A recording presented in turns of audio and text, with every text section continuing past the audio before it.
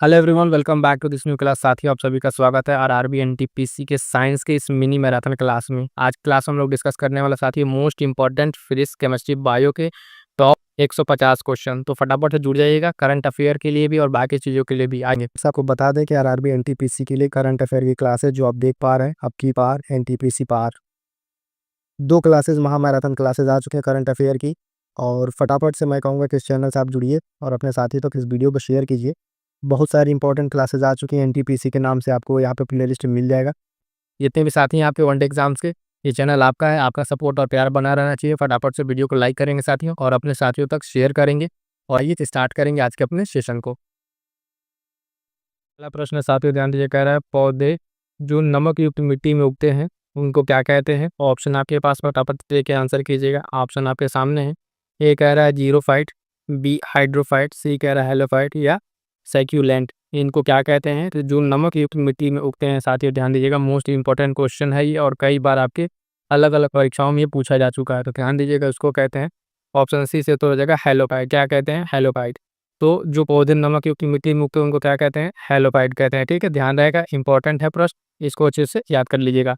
अगला प्रश्न साथियों ध्यान दीजिएगा, प्रश्न संख्या 2 साइटोलॉजी है। तो साइटोलॉजी क्या है? तो ध्यान दीजिए, कह रहा है जीवाणु का अध्ययन, ठीक है, फसलों का अध्ययन, कोशिकाओं का अध्ययन या जनसंख्या का अध्ययन।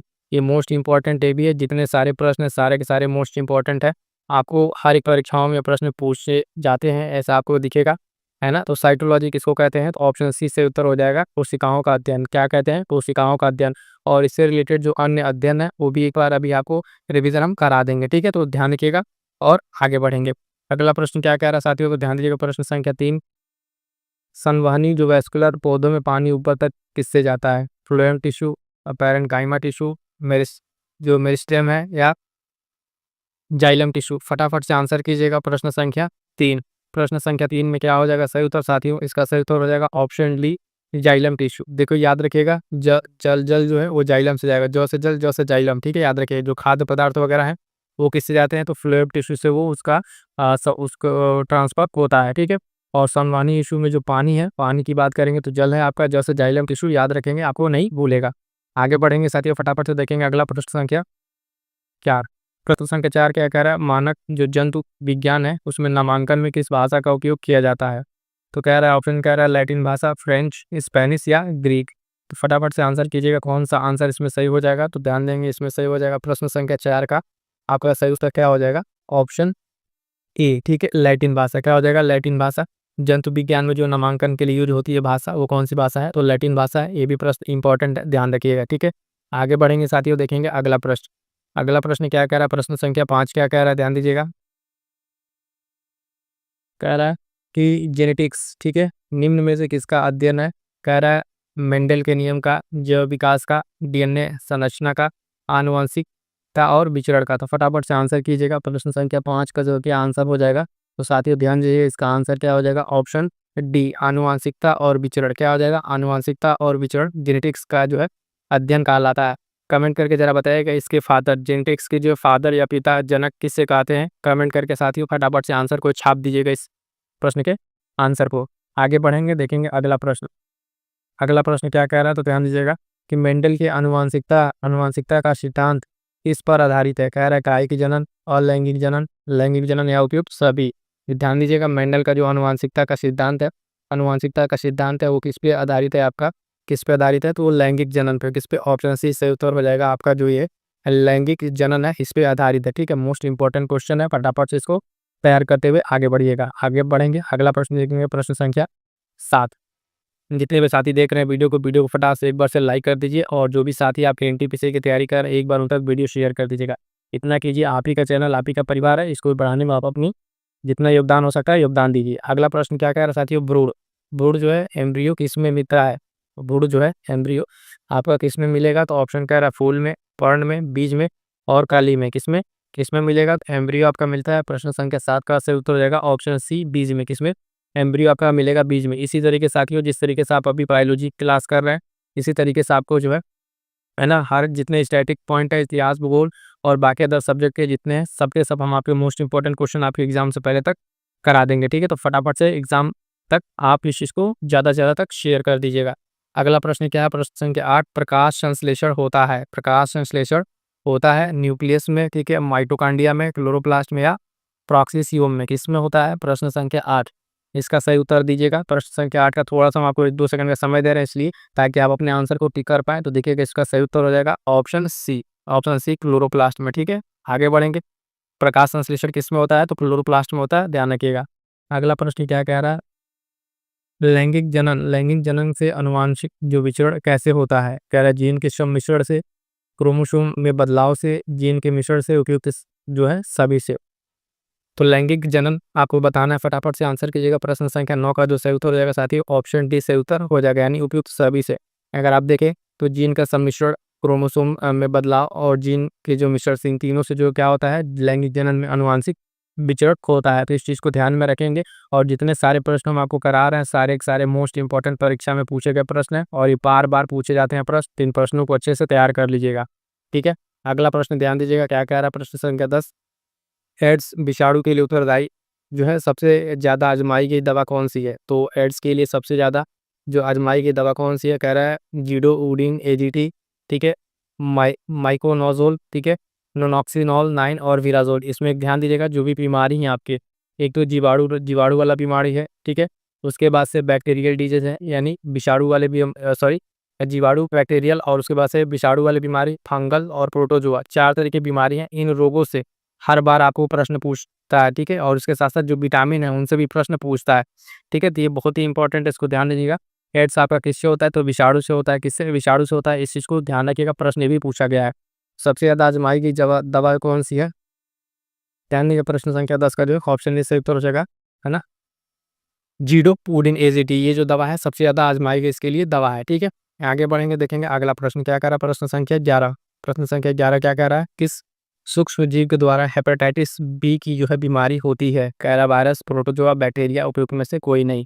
तो देखिएगा साथियों, कुछ जो बीमारी आपके जीवाणु से होते हैं, कुछ बीमारी आपके विषाणु से होते हैं, इन सबका एक कैटेगरी है, उन सबको हाँ, एक बार रिवीजन जरूर कर लीजिएगा।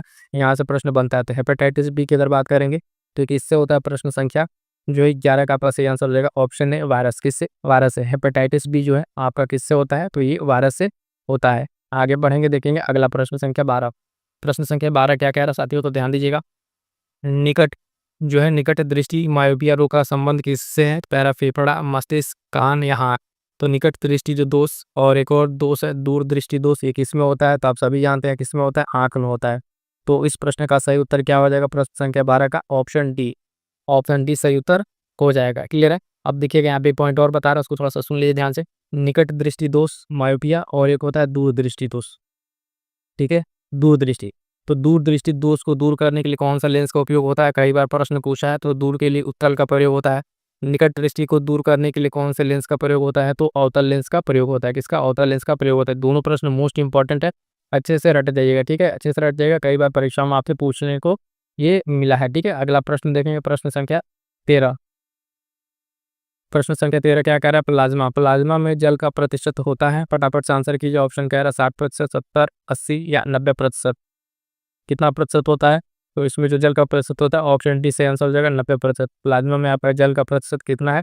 तो 90% है। इसको एकदम एज इट इज आपको ये चीज़ याद होना चाहिए। आगे बढ़ेंगे, देखेंगे अगला प्रश्न। अगला प्रश्न साथियों ध्यान दीजिएगा, प्रश्न संख्या 14 नंबर।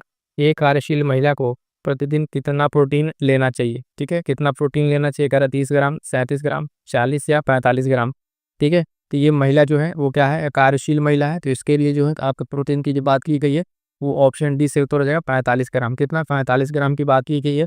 जरा कमेंट करके बताइएगा आप लोग, ठीक है, कि जो कार्यशील पुरुष है, ठीक है, कार्यशील पुरुष है, उसके लिए कितने ग्राम प्रोटीन की आवश्यकता होती है? तो ये चीज़ आप कमेंट करके बताएंगे ज़रूर। आगे बढ़ेंगे, देखेंगे अगला प्रश्न। अगला प्रश्न क्या कह रहा है साथियों? निम्न में से कौन सा जीव अपनी त्वचा से सांस लेता है? ठीक है, कौन सा जीव अपनी त्वचा से सांस लेता है? तो कह रहा है कि मछली, ऑप्शन ए मछली, उसके बाद बी कबूतर, तेलचट्टा या मेढक। तो फटाफट से आंसर कीजिएगा। प्रश्न संख्या 15 का सही उत्तर क्या हो जाएगा साथियों? इसका ऑप्शन डी मेंढक। क्या हो जाएगा? ऑप्शन डी मेंढक जो है ये क्या करता है? अपनी त्वचा से सांस लेता है। किससे? अपनी त्वचा से सांस लेता है। काफी इंपॉर्टेंट है प्रश्न, कई बार पूछा हुआ है। अगला प्रश्न क्या कह रहा है? प्रश्न संख्या 16। रक्त जो है ब्लड होता है एक संयोजी ऊतक, एक उपकलित ऊतक, उपयुक्त दोनों, उपयुक्त में से कोई नहीं। तो फटाफट से आंसर कीजिएगा। बहुत ही सिंपल प्रश्न है, लेकिन कई बार परीक्षाओं में पूछा जा चुका है। ठीक है, रक्त जो है किस तरीके का ऊतक होता है? तो ऑप्शन ए सही उत्तर हो जाएगा, एक संयोजी ऊतक है। क्या है? एक संयोजी ऊतक है। फटाफट से हम आपको रिवीजन करा रहे हैं मोस्ट इंपॉर्टेंट प्रश्न जो आपके डिफरेंट तरीके के एग्जाम से पूछे गए हैं। आगे बढ़ेंगे साथियों, देखेंगे अगला प्रश्न संख्या 17। 17 क्या कह रहा है? तो ध्यान दीजिएगा, मानव शरीर में किस अंग में लसिका जो कोशिकाएं बनती हैं? कह रहा है यकृत, दीर्घ हस्ती, अग्नाशय या तिल्ली। तो फटाफट से आंसर कीजिएगा, मानव शरीर में जो किस अंग में लसिका जो कोशिकाएं बनती हैं? इसका सही उत्तर क्या हो जाएगा? प्रश्न संख्या 17 का जो सही उत्तर हो जाएगा ऑप्शन बी, दीर्घ अस्थि। किसमें? दीर्घ अस्थि में जो है बनती हैं। और ये भी प्रश्न जो है आपका मोस्ट इंपॉर्टेंट है। हर एक प्रश्न आप देखेंगे आपके परीक्षाओं में जो है पूछा हुआ प्रश्न है, और ये फिर से रिपीट होते हैं प्रश्न, तो इनको अच्छे से तैयार कर लीजिएगा। अगला प्रश्न क्या कह रहा है कि सूची 1 में रोग दिया हुआ है और सूची 2 से उत्पन्न होने वाले जो कमियां हैं किससे उत्पन्न होता है? इनको मिलान करना है, तो सही मिलान करना। आइए देखते हैं फटाफट से, देखिए इसमें क्या क्या दिया हुआ है। तो एक तरफ ये सूची 1 में आपका रोग है, और दूसरी तरफ जो उनसे उत्पन्न करने वाली कमियां, सूखा रोग है, बेरी-बेरी है, निशानतंता है, इसको वर्णधानता भी बोलते हैं। क्या बोलते हैं? और स्कर्वी। ध्यान दीजिएगा, विटामिन से जो है आपका एक प्रश्न पक्का है। ठीक है, तो इतना इंपॉर्टेंट टॉपिक है, मोस्ट इंपॉर्टेंट टॉपिक है, इसको अच्छे से तैयार करके जाइएगा, यहाँ से प्रश्न बनता है। एक गद दिया vitamin D, vitamin B12, vitamin A, vitamin C. फटाफट से अगर हम इसको मिलाएंगे तो सूखा रोग आपका जो होता है विटामिन डी की कमी से होता है। बेरी-बेरी विटामिन B12, ये वरदानता या निशानदानता जो है आपका विटामिन ए, स्कर्वी आपका विटामिन सी। यानी ABCD का जो है 1, 2, 3, 4 आपको मिल जाएगा ऑप्शन में। आप एक बार इस कूट को देखिए ध्यान से, जो कूट दिया हुआ इसमें कौन सा मैच होगा, तो आपको दिख गया होगा कि ऑप्शन ए जो है 1, 2, 3, 4 यानी जो सीधे-सीधे है वही इसका मिलान है। तो इसको अच्छे से रट जाइएगा, ये गलत ना होना चाहिए आपका। ये चारों के चारों जो है मोस्ट इंपॉर्टेंट है और कई बारी परीक्षाओं में पूछा जा चुका है। आगे बढ़ेंगे, देखेंगे अगला प्रश्न संख्या 19। प्रश्न संख्या 19 क्या कह रहा है साथियों? तो ध्यान दीजिएगा, मधुसूदनी जो इंसुलिन है इसका अंतःस्राव एक, ठीक है, इसका अंतःस्राव एक हार्मोन है, तो किस तरीके का है ये होता क्या है? ग्लाइको जो लिपिड है, वसीयम, पेप्टाइड या स्टेरॉल, ये क्या है? फटाफट से आंसर कीजिए। इंसुलिन जो है आपका एक अंतःस्रावी हार्मोन है, और ये क्या है? तो इसका सही उत्तर हो जाएगा ऑप्शन सी, एक पेप्टाइड है। क्या है? ये एक आपका पेप्टाइड है। ध्यान रखिएगा, प्रश्न संख्या 19 का ऑप्शन सी सही उत्तर हो जाएगा। आगे बढ़ेंगे साथियों, देखेंगे प्रश्न संख्या 20, निम्नलिखित में से कौन सा जो है स्कर्वी रोग के इलाज में उपयोगी है? कह रहा आम, पपीता, आंवला या बेर। तो 4 आपके ऑप्शंस हैं, और इन प्रश्नों को तभी आप समझ पाएंगे जब स्कर्वी रोग आप जानेंगे कि जो है किस विटामिन की कमी से होता है। तो ये आपके विटामिन सी से होता है। तो विटामिन सी का प्रचुर मात्रा में किसमें मिलता है? तो ऑप्शन सी, आंवला में। किसमें? आंवला में। आंवला में जो विटामिन सी आपका प्रचुर मात्रा में मिलता है, और जो है विटामिन सी की कमी से आपका हो जाता है कौन सा? स्कर्वी रोग। ठीक है, तो सी की कमी से स्कर्वी रोग, अभी हमने ऊपर देखा ये प्रश्न जो है, यहीं पे भी प्रश्न देखे थे, विटामिन सी स्कर्वी वाला। ठीक है, तो आगे बढ़ेंगे, इस प्रश्न का जो सही उत्तर क्या हो जाएगा? ऑप्शन सी, यानी इसकी कमी को दूर करने के लिए आप खाएंगे क्या? आंवला। ठीक है, आंवला जो है प्रचुर मात्रा में उसमें क्या मिलता है? विटामिन सी मिलता है। आगे बढ़ेंगे साथियों, देखेंगे अगला प्रश्न। अगला प्रश्न है कि प्रशीतन रेफ्रिजरेशन है खाद्य परीक्षण में मदद करता है। ठीक है, क्या करता है? खाद्य परीक्षण में कैसे मदद करता है साथियों? तो ध्यान दीजिएगा, कह रहा है जीवाणुओं को मारकर, जैव रासायनिक अभिक्रिया को दर को कम करके, एंजाइम क्रिया को नष्ट करके, या खाद्य पदार्थों को बर्फ की परत से ढक के। यानी जो रेफ्रिजरेटर है उसमें जब कोई खाद्य पदार्थ रखा जाता है तो कैसे वो सुरक्षित रहता है, क्या कारण है उसका, किस तरीके से वो वर्क करता है, वो आपको आंसर में बताना है। तो इसका जो आंसर हो जाएगा फटाफट से देखिएगा, ऑप्शन डी, जैव रासायनिक अभिक्रिया की जो दर है उसको कम करता है। क्या करता है? उसको कम कर देगा, जिस वजह से खाना देर तक जो भी खाद्य पदार्थ है वो देर तक सुरक्षित रहेगा। तो प्रशीतन में इसको मदद किस लिए करता है? ऑप्शन बी इसका सही उत्तर हो जाएगा, ऑप्शन बी सही उत्तर हो जाएगा। अगला प्रश्न देखिएगा, निम्नलिखित में से क्या तने का रूपांतरण नहीं है? ठीक है, प्याज का बल्ब, अरबी का खनकंद, शकरकंद का कंद या आलू का कंद। कुछ तने का रूपांतरण की बात कर रहा है, आपको ध्यान दीजिएगा, इसका जो सही आंसर हो जाएगा, ध्यान दीजिएगा, ऑप्शन सी, शकरकंद का कंद जो है ये तने का रूपांतरण नहीं है। बाकी 3 अगर आप देखें जिसमें ऑप्शन में दिया हुआ है, जैसे प्याज का बल्ब, अरबी का घनकंद और आलू का कंद, ये तीनों क्या है? तने का रूपांतरण है। किसका? तने का रूपांतरण है। और प्रश्न के अनुसार हमारा सही उत्तर क्या हो जाएगा? तो ऑप्शन सी जो है आपका सही उत्तर हो जाएगा। ठीक है, आगे बढ़ेंगे, देखेंगे अगला प्रश्न। अगला प्रश्न क्या कह रहा है? तो साथियों ध्यान दीजिएगा, निम्नलिखित में से किसका निर्माण जो हमारे शरीर में नहीं होता है? इंपॉर्टेंट है, ध्यान दीजिए, कह रहा है विटामिन ए, प्रोटीन, एंजाइम या हार्मोन। तो देखिएगा साथियों, जो हमारी बॉडी है उसमें जो है आपका विटामिन का निर्माण नहीं होता है, ठीक है, विटामिन का जो निर्माण नहीं होता है और उसको जो हम लोग बाहर से क्या कहते हैं सप्लीमेंट के तौर पे लेते हैं। तो इसका सही उत्तर क्या हो जाएगा, ऑप्शन ए सही उत्तर हो जाएगा। प्रश्न संख्या 23 का जो है इसमें सही उत्तर ए हो जाएगा। ध्यान दीजिएगा 2 विटामिन है, विटामिन बी एंड सी, ये जल में घुलनशील विटामिन है, कई बार परीक्षा में पूछा गया है, ये मोस्ट इंपॉर्टेंट है, तो ध्यान रखिएगा विटामिन बी एंड सी जल में घुलनशील है, याद रखिएगा। सही उत्तर हो जाएगा ऑप्शन ए। आगे बढ़ेंगे, देखेंगे अगला प्रश्न संख्या 24।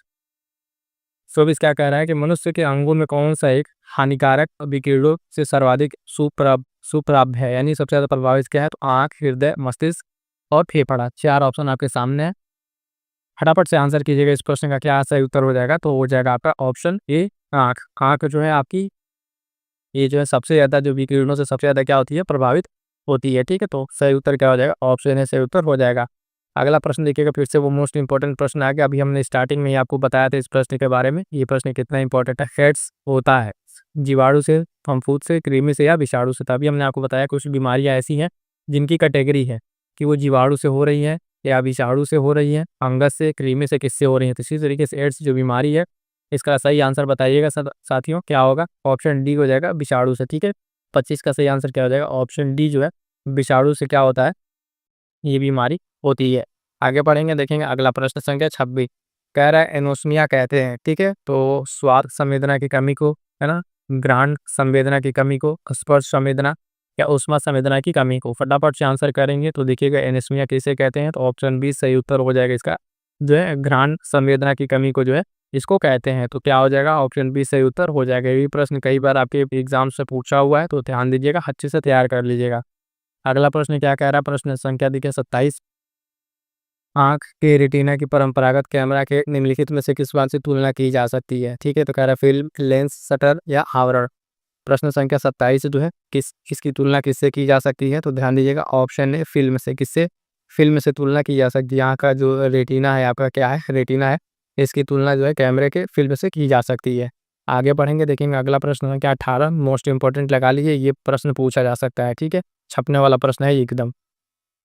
मच्छरों के नियंत्रण हेतु जो है प्रयोग में होने वाली कीट पक्षी जो मछली है उसका नाम क्या है, ऑप्शन ए कह रहा है हिल्सा, लेबियो, गैम्बूशिया या मिस्टस। तो ध्यान दीजिएगा प्रश्न संख्या 28, उसका सही आंसर क्या हो जाएगा, है ना, सही आंसर हो जाएगा इसका ऑप्शन सी गैम्बूशिया। गैम्बूशिया मछली जो है ये क्या करती है, इन मच्छरों के जो लार्वा है उन लार्वा को क्या करती है, ये खा जाती है, तो मच्छर पनपते ही नहीं है। तो इनके नियंत्रण के लिए जो इस मछली का प्रयोग किया जाता है, तो गम्बूशिया गैम्बूशिया जो मछली है, याद रखिएगा मोस्ट इंपॉर्टेंट है, कई बार आपकी परीक्षाओं में पूछा जा चुका है, इवन पीसीएस में भी ये प्रश्न पूछा जा चुका है।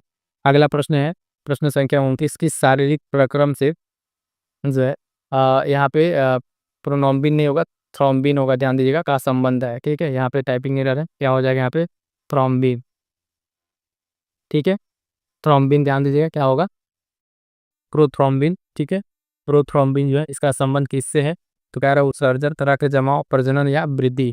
तो किससे हो जाएगा साथियों, तो ध्यान दीजिएगा इसका जो सही आंसर हो जाएगा ऑप्शन जो है बी, रक्त जमाव से। आप जानते हैं कि प्रोथ्रोम्बिन जो है, प्रोथ्रोम्बिन किसका संबंध क्या है, ये रक्त जमाव से इसका संबंध है, तो उसको ध्यान रखिएगा, यहाँ पे थोड़ी सी एरर हो गई है। आगे बढ़ेंगे, देखेंगे अगला प्रश्न, ठीक है, प्रश्न संख्या 30 क्या कह रहा है, इसको ध्यान दीजिए, कह रहा है एमनियोसेंटोसिस एक तरीका है जो बताता है, तो क्या बताता है, ब्रो के लिंक को, अमीनो एसिड के प्रकार को, प्रोटीन में अमीनो एसिड के अनुक्रम को, हार्मोन के प्रकार को। तो फटाफट से आंसर कीजिएगा, ये क्या करता है, जो एमनियोसेंटोसिस है इसका सही आंसर हो जाएगा प्रश्न संख्या 30 का ऑप्शन है, ये जो भ्रूण है उसके लिंक का परीक्षण करता है, क्या करता है, जो भ्रूण है उसके लिंक का क्या करता है, ये परीक्षण करता है। तो ध्यान दीजिएगा ये प्रश्न इंपॉर्टेंट रहेगा, 30 का ये आंसर हो जाएगा। अगला प्रश्न संख्या 31 देखिएगा, 31 कह रहा है बीएमडी परीक्षण किया जाता है, बीएमडी परीक्षण किया जाता है पहचान करने के लिए, कह रहा है डेंगू, मलेरिया, ऑस्टियो जो पोरोसिस है या हेड्स की, किसकी पहचान करने के लिए किया जाता है ये बीएमडी परीक्षण। तो ध्यान दीजिएगा साथियों, इसका सही उत्तर हो जाएगा ऑप्शन सी, ऑस्टियोपोरोसिस की जो है जांच के लिए बीएमडी परीक्षण किया जाता है। तो ये मोस्ट इंपॉर्टेंट प्रश्न है और कई बार आपकी परीक्षाओं में ये पूछा जा चुका है, तो साथियों इसको अच्छे से तैयार कर लीजिएगा। ऑस्टियोपोरोसिस जो है आपका बीएमडी परीक्षण होता है। एक जरा कमेंट करके बताइएगा, मैं प्रश्न पूछ रहा हूँ, एड्स की जो है जांच के लिए कौन सा टेस्ट किया जाता है, एड्स की जांच के लिए कौन सा टेस्ट किया जाता है, इस बीमारी की जांच के लिए, उसको कमेंट करके बताइएगा। और साथियों जो भी साथी अभी तक देख रहे हैं, एक बार से वीडियो को फटाफट से एक बार थोड़ा लाइक कर दीजिए और अपने साथियों तक शेयर कर दीजिएगा। आगे बढ़ेंगे, देखेंगे अगला प्रश्न संख्या 32। गोल्डन धान में सर्वाधिक मात्रा होती है तो किसकी? Vitamin A, vitamin B, vitamin C, vitamin D. ठीक है, तो प्रश्न संख्या 32 का जो सही आंसर हो जाएगा क्या हो जाएगा? Option A. ठीक है, ऑप्शन ए हो जाएगा। गोल्डन धान में जो है आप देखेंगे सर्वाधिक मात्रा किसकी होती है? तो विटामिन ए की मात्रा होती है। ये जो है मोडिफाइड चावल है और ये बहुत ही इंपॉर्टेंट होता है। अगला प्रश्न क्या कह रहा है? कथन कारण वाला है, कथन दिया हुआ है और कारण दिया हुआ है। कथन कह रहा है यदि कोई व्यक्ति हरी सब्जियां खाना बंद कर दे तो उसे रतौंधी हो जाएगा। तो बात बिल्कुल सही है, उसे उसमें विटामिन ए की कमी हो जाएगी। तो रतौंधी क्यों होगी? तो रतौंधी तभी होती है जब जानते हैं विटामिन ए की कमी होती है। तो आप इसकी जब आंसर में जाएंगे कूप में, कह रहा है ए और आर दोनों सही है और ए जो है आर की व्याख्या करता है और ये कह रहा है कि व्याख्या नहीं करता है। तो इसमें हमें नीचे तक नहीं जाना, ऑप्शन हमारा जो है ये वाला सही हो जाएगा। दोनों सही है और व्याख्या करता है। ये 2 स्टेटमेंट है, आपसे ऑनलाइन में पूछा जा सकता है, समझिएगा ऐसे कैसे कि जो हरी सब्जियां हैं वो आपका स्रोत है किसके? विटामिन ए का, और विटामिन ए की कमी से आपका रतौंधी रोग हो जाता है। ठीक है, तो ये पॉइंट आपको ध्यान में रखना है। आगे बढ़ेंगे साथियों, देखेंगे अगला प्रश्न जो है प्रश्न संख्या 34 नंबर।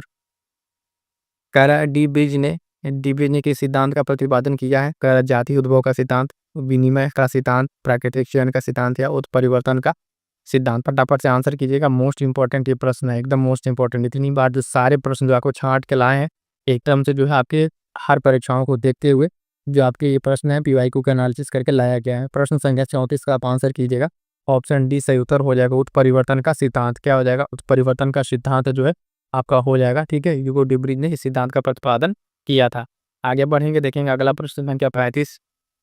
इंसुलिन, इंसुलिन क्या काम करता है? सिंपल सा प्रश्न कह रहा है रुधिर नलिकाओं को संकुचित करता है ना? ये सामान्य स्तर का उद्दीपन है उसको करता है, और रुधिर शर्करा को बढ़ाती है या रुधिर शर्करा को घटाता है। तो इंसुलिन क्या करता है उसको ध्यान दीजिएगा, ऑप्शन डी से उत्तर हो जाएगा। रुधिर शर्करा को जो है ये घटाता है, यानी इंसुलिन जो है कंट्रोल करता है आपका जो है ब्लड शुगर। ठीक है, ब्लड शुगर को कंट्रोल करता है और इसके डिस्टर्बेंस से जो है बीपी वगैरह बढ़ जाती है। तो प्रश्न संख्या 35 का सही आंसर क्या हो जाएगा? ऑप्शन डी, रुधिर शर्करा को घटाती है। ठीक है, अगला प्रश्न क्या कह रहा है? प्रश्न संख्या 36 खुले परिसंचरण तंत्र वाले जानवरों में होता है। कह रहा है सूडोशील, उदाग, हिमोशील, है ना, सिलेक्ट्रॉन, स्पॉस्टोसील है। क्या होता है इसमें? तो फटाक से आंसर कीजिएगा। प्रश्न संख्या 36 ये भी मोस्ट इंपॉर्टेंट है, कई बार परीक्षाओं में पूछा जा चुका है ना? तो 36 का जो सही आंसर हो जाएगा ऑप्शन बी, हीमोसील। जो रक्त गुहा है ये एक होता है किसमें आपके? तो जो फूले परिसंचरण तंत्र वाले जानवर है उसमें आपको हीमोशील देखने को मिलता है। तो बी सही आंसर हो जाएगा। आगे बढ़ेंगे साथियों, फटाफट से हम क्वेश्चन को देखते हुए। अगला प्रश्न 37 नंबर क्या कह रहा है? तो कह रहा है कि निम्नलिखित में से कौन सा एक प्रकार मछली की है ना? प्रवाल मूंगा, बी रजत मीनाप, अश्वमीन या इनमें से कोई नहीं। तो इसका जो आंसर हो जाएगा साथियों ध्यान दीजिएगा, ऑप्शन सी अश्वमीन। ठीक है, ये एक प्रकार की मछली है। कौन? तो अश्वमीन है। किसी तरीके से 2 पॉइंट रिवीजन कर लीजिएगा, जिसमें कुछ आपके ट्रू फिश आते हैं, कुछ फॉल्स फिश आते हैं। ठीक है, तो उनको ध्यान में रख लीजिएगा, वहां से प्रश्न पर पूछ लिया जाता है। अगला प्रश्न है मोस्ट इंपॉर्टेंट, इसको भी लगा लीजिए। प्रश्न सारा का सारा इंपॉर्टेंट प्रश्न आपको प्रश्न देख के पता चल गया होगा कि इस लेवल के प्रश्न हम आपको यहाँ पे करा रहे हैं। डीएनए की जो संरचना है, इसका पता लगाया था तो मॉर्गन ने, डी ब्रिज ने, अरगोविंद खुराना ने, वाटसन और क्रिक ने। किसने पता लगाया था साथियों? फटाफट से आंसर कीजिएगा। तो हाँ, सही आंसर हो जाएगा प्रश्न संख्या 38 का आपका ऑप्शन डी, वाटसन और क्रिक ने। किसने? वाटसन और क्रिक ने जो है डबल हेलिकल मॉडल है जो आप देखते हैं इसे डीएनए का संरचना। ठीक है, डबल हेलिकल। तो उस मॉडल की रचना को जो किसने खोज किया था? वाटसन और क्रिक ने। ठीक है, तो इस पॉइंट को ध्यान में रखिएगा। अगला पॉइंट क्या कह रहा है? मतलब प्रश्न संख्या 39, निम्नलिखित में से किसे जैविक खाद के रूप में बायो फर्टिलाइजर के रूप में प्रयोग किया जाता है? कह रहे हैं नीम, एजोला, यूरिया या पोटेशियम। फटाफट से आंसर कीजिएगा, बहुत ही इंपॉर्टेंट प्रश्न है, कई बार परीक्षाओं में पूछा जा चुका है। तो जैविक खाद के रूप में प्रयोग किया जाता है आपके खिजोला को। किसको? ऑप्शन बी, खिजोला को प्रयोग किया जाता है बायो फर्टिलाइजर के रूप में। ये ज़्यादातर धान के खेतों में इसका प्रयोग किया जाता है। किसके? धान के खेतों में प्रयोग किया जाता है। तो मोस्ट इंपॉर्टेंट प्रश्नों की श्रृंखला में फटाफट से आप प्रश्नों को आंसर करते हुए आगे बढ़ेंगे। अगला प्रश्न है रेशम की कीट जिन पर पनपता है वे हैं रीठे की पत्तियां, बेडू की पत्तियां, आड़ू की पत्तियां, सहतूत की पत्तियां। तो बताइएगा रेशम कीट जो है किन पत्तियों पर पनपते हैं? तो सही आंसर हो जाएगा ऑप्शन डी, सहतूत की पत्तियां। ठीक है, फटाफट से कोशिश कर रहे हैं साथियों आप सभी के लिए बढ़िया से बढ़िया सेशन लाने के लिए। इसी तरीके से जुड़े रहिएगा चैनल से, है ना? आप बहुत सारे इंपॉर्टेंट चीज़ आपको यहाँ पे देखने को मिलेगी। परीक्षा तक टू द पॉइंट जो हम यहाँ पे कराएंगे वो आपके एग्जाम ओरिएंट कंटेंट होगा। ठीक है, सीधे सीधे परीक्षा में आपके प्रश्न बनेंगे, इधर उधर के कोई प्रश्न नहीं कराएंगे। अगला प्रश्न कह रहा है 41 नंबर, फ्लेमिंग ने क्या खोजा है? तो रेडियम पेनिसिलिन वैक्सीन या निषेचक। मोस्ट इंपॉर्टेंट प्रश्न, इसको भी लगा लीजिएगा, कितनी बार ये प्रश्न पूछा जा चुका है परीक्षाओं में। तो फ्लेमिंग ने क्या खोजा था? ठीक है, आंसर कीजिएगा। फ्लेमिंग ने जो है क्या खोजा जाता है, फटाफट से आंसर कीजिएगा। तो ये पेनिसिलिन, ऑप्शन बी सही उत्तर हो जाएगा। पेनिसिलिन की खोज की थी फ्लेमिंग ने, ठीक है, अलेक्जेंडर फ्लेमिंग। अगला प्रश्न देखिए 42 नंबर। निम्नलिखित में कौन सा जीव जो है रक्त, उसमें जो है रक्त नहीं होता है और वो सांस लेता है? कौन सा जीव है? कह रहा है हाइड्रा, तेलचट्टा, केंचुआ और मछली। ठीक है, बहुत सारे साथी इसका आंसर जो है तेलचट्टा दें। ध्यान दें, इसका जो ब्लड होता है, खून, वो सफ़ेद होता है। ठीक है, इस पर ना जाइए, सही आंसर हो जाएगा ऑप्शन ए हाइड्रा। क्या हो जाएगा? ऑप्शन ए जो है हाइड्रा इसका सही आंसर हो जाएगा। उसमें जो क्या होता है, ये जीव जो है इसमें रक्त नहीं होता है लेकिन फिर भी ये सांस लेता है। तो ऑप्शन ए सही उत्तर हो जाएगा आपका, क्या, हाइड्रा सही उत्तर हो जाएगा। ठीक है, अगला प्रश्न देखेंगे, प्रश्न संख्या 43। ठीक है, प्रश्न संख्या 43 क्या कह रहा है साथियों, तो ध्यान दीजिएगा। लाल रक्त कोशिकाओं जो आरबीसी का निर्माण हमारे शरीर में किस भाग में होता है? यकृत, हृदय, अस्थिमज्जा या गुर्दा? फटाफट से आंसर कीजिएगा। ये ध्यान दीजिएगा, आरबीसी है, रेड ब्लड कॉर्पसल्स है ना, आरसीबी नहीं है, इसको ध्यान दीजिएगा। प्रश्न संख्या 43 का सही आंसर हो जाएगा ऑप्शन सी अस्थिमज्जा। क्या हो जाएगा? अस्थिमज्जा सही आंसर हो जाएगा। अगला प्रश्न देखेंगे, प्रश्न संख्या जो है आपका 44। निम्नलिखित में से कौन से रोग का कारक जीवाणु नहीं होता है? फिर से नहीं पूछा है और जीवाणु पूछा है, तो ध्यान दीजिएगा, एड्स, डिप्थीरिया, हैजा, काली खांसी। तो प्रश्न का सही आंसर हो जाएगा ऑप्शन है हेड्स। अभी हमने ऊपर पढ़ा, हेड्स जो है आपका जो है एक इस तरीके से ये वायरस की विषाणु से होने वाला ये आपका जो है रोग है। और डिप्थीरिया, हैजा, काली खांसी सब के सब आपके कैसे हैं, तो जीवाणु जनित ये रोग हैं कि जो बैक्टीरियल डिजीज है। तो 3 आपका बैक्टीरियल और यहाँ पे एड्स जो है क्या हो जाएगा, वायरस वाला डिजीज हो जाएगा। तो ऑप्शन ए सही उत्तर हो जाएगा। नहीं पूछा है तो ये सही उत्तर हो जाएगा। आगे बढ़ेंगे, देखेंगे अगला प्रश्न क्या 45 क्या कह रहा है। निम्नलिखित उपकरणों में से किसको रक्तचाप नापने के लिए प्रयोग किया जाता है? हाइड्रोमीटर, मल्टीमीटर, सलाइनोमीटर, स्पैग्नोजोमीटर है उसका प्रयोग। तो फटाफट से आंसर कीजिएगा साथियों। और जितने प्रश्न हम आपसे पूछ रहे हैं उन प्रश्नों का उत्तर जरूर देते हुए आगे बढ़िएगा। इसका सही आंसर हो जाएगा ऑप्शन डी, स्पैग्नोमीटर जो है से मापा जाता है। और जो ब्लड प्रेशर, उसका जो रक्तचाप है वो कितने कितने चीज़ का रहता है वो कमेंट करके बताइएगा स्वस्थ मनुष्य के लिए। अगला प्रश्न कह रहा है बीटी बैगन है, तो बीटी बैगन क्या है साथियों, फटाफट से आंसर कीजिएगा। बैगन की एक नई किस्म, आनुवांशिक रूप से परिवर्तित बैगन, बैगन के एक जंगली किस्म, उपयुक्त में से कोई नहीं। तो इसका सही आंसर हो जाएगा प्रश्न संख्या 46 का ऑप्शन बी, आनुवांशिक रूप से परिवर्तित एक बैगन है बीटी बैगन। ठीक है, तो ध्यान दीजिएगा ऑप्शन बी सही उत्तर हो जाएगा। अगला प्रश्न जो है प्रश्न संख्या 47। आनुवांशिकी जेनेटिक्स के जनक के रूप में विख्यात वैज्ञानिक, अभी स्टार्टिंग में ही प्रश्न हमने आपसे पूछा था, आनुवांशिकी के फादर जनक को बताइए। जो लोग कमेंट करती हैं बहुत बढ़िया, जो लोग नहीं किए जान जाइए, जॉनसन, जे मंडल, MP मॉरिसन या मॉर्गन। तो इसका सही उत्तर क्या हो जाएगा साथियों? 47 का ऑप्शन बी, जे मेंडल। क्या हो जाएगा? 47 का ऑप्शन बी, जे मेंडल जो है आनुवांशिकता के जनक या पिता कहे जाते हैं। ये मोस्ट इंपॉर्टेंट है, कई बार आपकी परीक्षाओं में पूछा जा चुका है, तो अच्छे से तैयार कर लीजिएगा। अगला प्रश्न संख्या 48। विश्व पर्यावरण दिवस जिस तारीख को मनाया जाता है कौन सा है? 30 मार्च, 23 सितंबर, 5 जून या 25 मई? तो फटाफट से आंसर कीजिएगा साथियों। विश्व पर्यावरण दिवस जो है आपका मनाया था 5 जून को, ऑप्शन सी 5 जून। और जब परीक्षा देने जा रहा था इस वर्ष की जो थीम है, मतलब लास्ट ईयर की जब भी एग्जाम हो आपका, तो उस हिसाब से थीम जरूर देखे जाएगा। थीम कई बार भी इसका आपसे पूछ लेता है, जो इंपॉर्टेंट डेज हैं। बहुत जल्द साथियों हम आपके लिए एक कंप्लीट ऐसे वीडियो लेकर आएंगे जिसमें आपके पूरे के पूरे जो आपके वर्ष के जो है राष्ट्रीय और अंतर्राष्ट्रीय दिवस हैं, उस सबके सब आप एक ही वीडियो में कवर हो जाएंगे। तो फटाफट इस चैनल से जुड़ जाइएगा, सारी वीडियो आपके लिए बहुत महत्वपूर्ण होने वाला है। यकृत रोग हेपेटाइटिस बी का कारक है, तो अभी हमने ऊपर देखा DNA वायरस, RNA, जीवाणु या प्लेटिहेल्मिन्थेस। फटाफट से आंसर कीजिएगा, क्या कारण होगा प्रश्न संख्या 49 का? तो ऑप्शन बी, RNA वायरस। ठीक है, हम लोग देखा हेपेटाइटिस बी जो है ये विषाणु जनित रोग है। कैसा है? विषाणु जनित।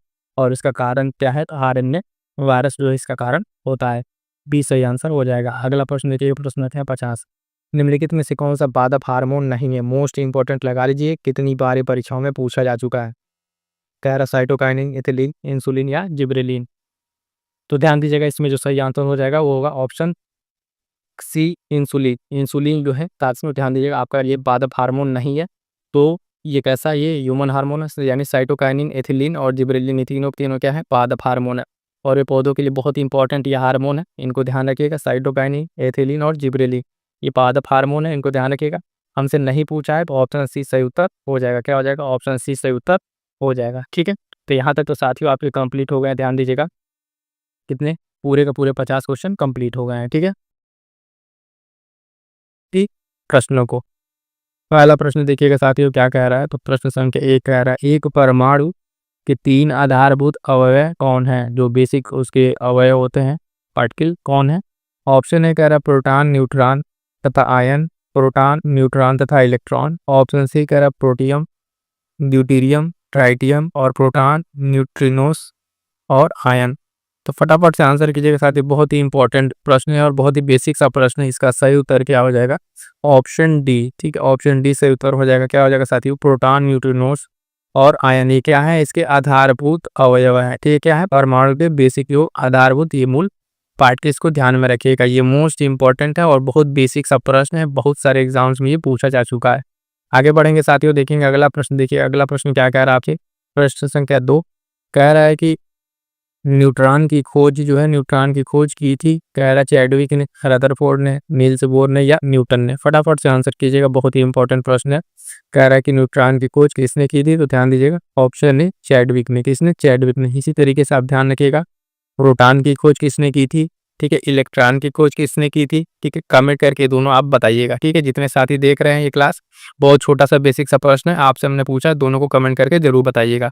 आगे बढ़ेंगे, देखेंगे साथियों प्रश्न संख्या 3, रेडियोधर्मी तत्व किसका उत्सर्जन करते हैं? कह रहा परावैंगनिक किरणों का, अल्फा, बीटा तथा गामा विकिरण का, रेडियो तरंगे या अवरक्त तरंगे। फटाफट से आंसर करेंगे प्रश्न संख्या 3 का कि जो रेडियोधर्मी मेटल होते हैं, तत्व होते हैं, एलिमेंट, वो किसका उत्सर्जन करते हैं? तो ध्यान दीजिएगा, इसका सही उत्तर हो जाएगा प्रश्न संख्या 3 का ऑप्शन बी। ठीक है, ऑप्शन बी, अल्फा, बीटा तथा गामा विकिरण। ठीक है, अल्फा, बीटा और गामा जो विकिरण होती है, इसका उत्सर्जन करते हैं कौन?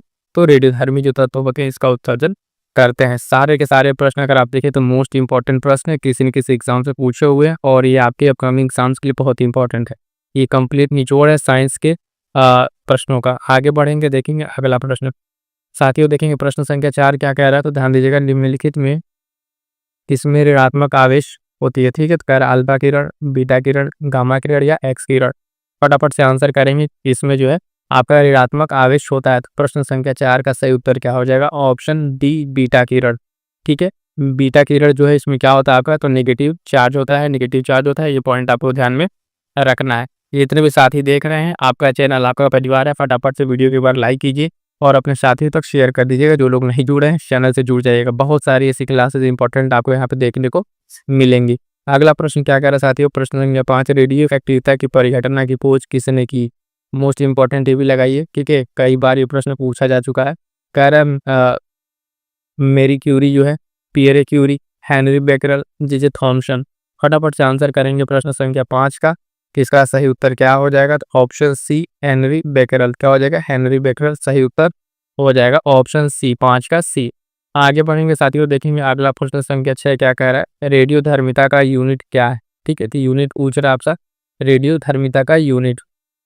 कह रहा ऑप्शन है एंगस्ट्रॉम, कैंडेला, फर्मी या क्यूरी। 4 ऑप्शन आपके सामने, फटाफट से आंसर करेंगे कि रेडियो धर्मिता का यूनिट क्या होता है। तो ध्यान दीजिएगा साथियों, ऑप्शन डी, क्यूरी। रेडियो धर्मिता का जो यूनिट है वो क्या है? तो उसको क्यूरी में मेजर करते हैं और ये बहुत ही इंपॉर्टेंट प्रश्न है, ध्यान रखिएगा साथियों। इसी तरीके से आप इस चैनल से जुड़ के जो है आपके नए करंट अफेयर को तैयार कर सकते हैं। जीएस के आपके हर एक सेगमेंट इस पर क्लासेस आएंगी, तो बहुत ही महत्वपूर्ण है। आप जुड़िए जीएस और करंट अफेयर के लिए, कहीं से वन शॉट सॉल्यूशन आपको इस चैनल पर मिलेगा। जो कोई भी आपका एग्जाम है उसके लिए आप फटाक से जुड़िए यहाँ से, इस चैनल से। अगला प्रश्न संख्या 7 कह रहा है, रेडियो धर्मिता पदार्थ का आधा जीवन काल 70 दिन का है। उसी पदार्थ का 1 ग्राम कितने दिन बाद, ठीक है, 0.2 ग्राम रह जाएगा? ठीक है, कितना ग्राम रह जाएगा? 25 ग्राम रह जाएगा, 0.2 ग्राम। तो ध्यान दीजिएगा, इसको कह रहा है कि 140 दिन, 70 दिन, 210 दिन या 280 दिन। फटाफट से आंसर करिएगा कि इसका सही आंसर क्या हो जाएगा। तो प्रश्न संख्या 7 का जो सही आंसर हो जाएगा ऑप्शन ए, 140 दिन। कितना? 140 दिन लगेगा इसको जो है पूरा का पूरा जो है इसको आधा रहने, जितना ग्राम ही कह रहा है उतना बनने में। आगे बढ़ेंगे साथियों, देखेंगे अगला प्रश्न संख्या 8 क्या कह रहा है, 2 परमाणुओं को समस्थानिक कहा जाता है यदि। परमाणुओं को समस्थानिक कब कहा जाता है? तो ऑप्शन कह रहा है उनका जो परमाणु क्रमांक है वो समान हो, लेकिन उनका द्रव्यमान संख्या भिन्न हो। चारों ऑप्शन एक बार देख लीजिए। बी क्या कह रहा है कि उनमें न्यूट्रॉनों की संख्या समान हो परंतु द्रव्यमान संख्या भिन्न हो। सी कह रहा है उनमें प्रोटॉन और न्यूट्रॉनों की संख्या का योगफल समान हो परंतु प्रोटॉनों की संख्या भिन्न। डी ऑप्शन कह रहा है कि उनमें न्यूट्रॉनों की संख्या समान हो परंतु रेडियोएक्टिव क्षण विधियां भिन्न हो।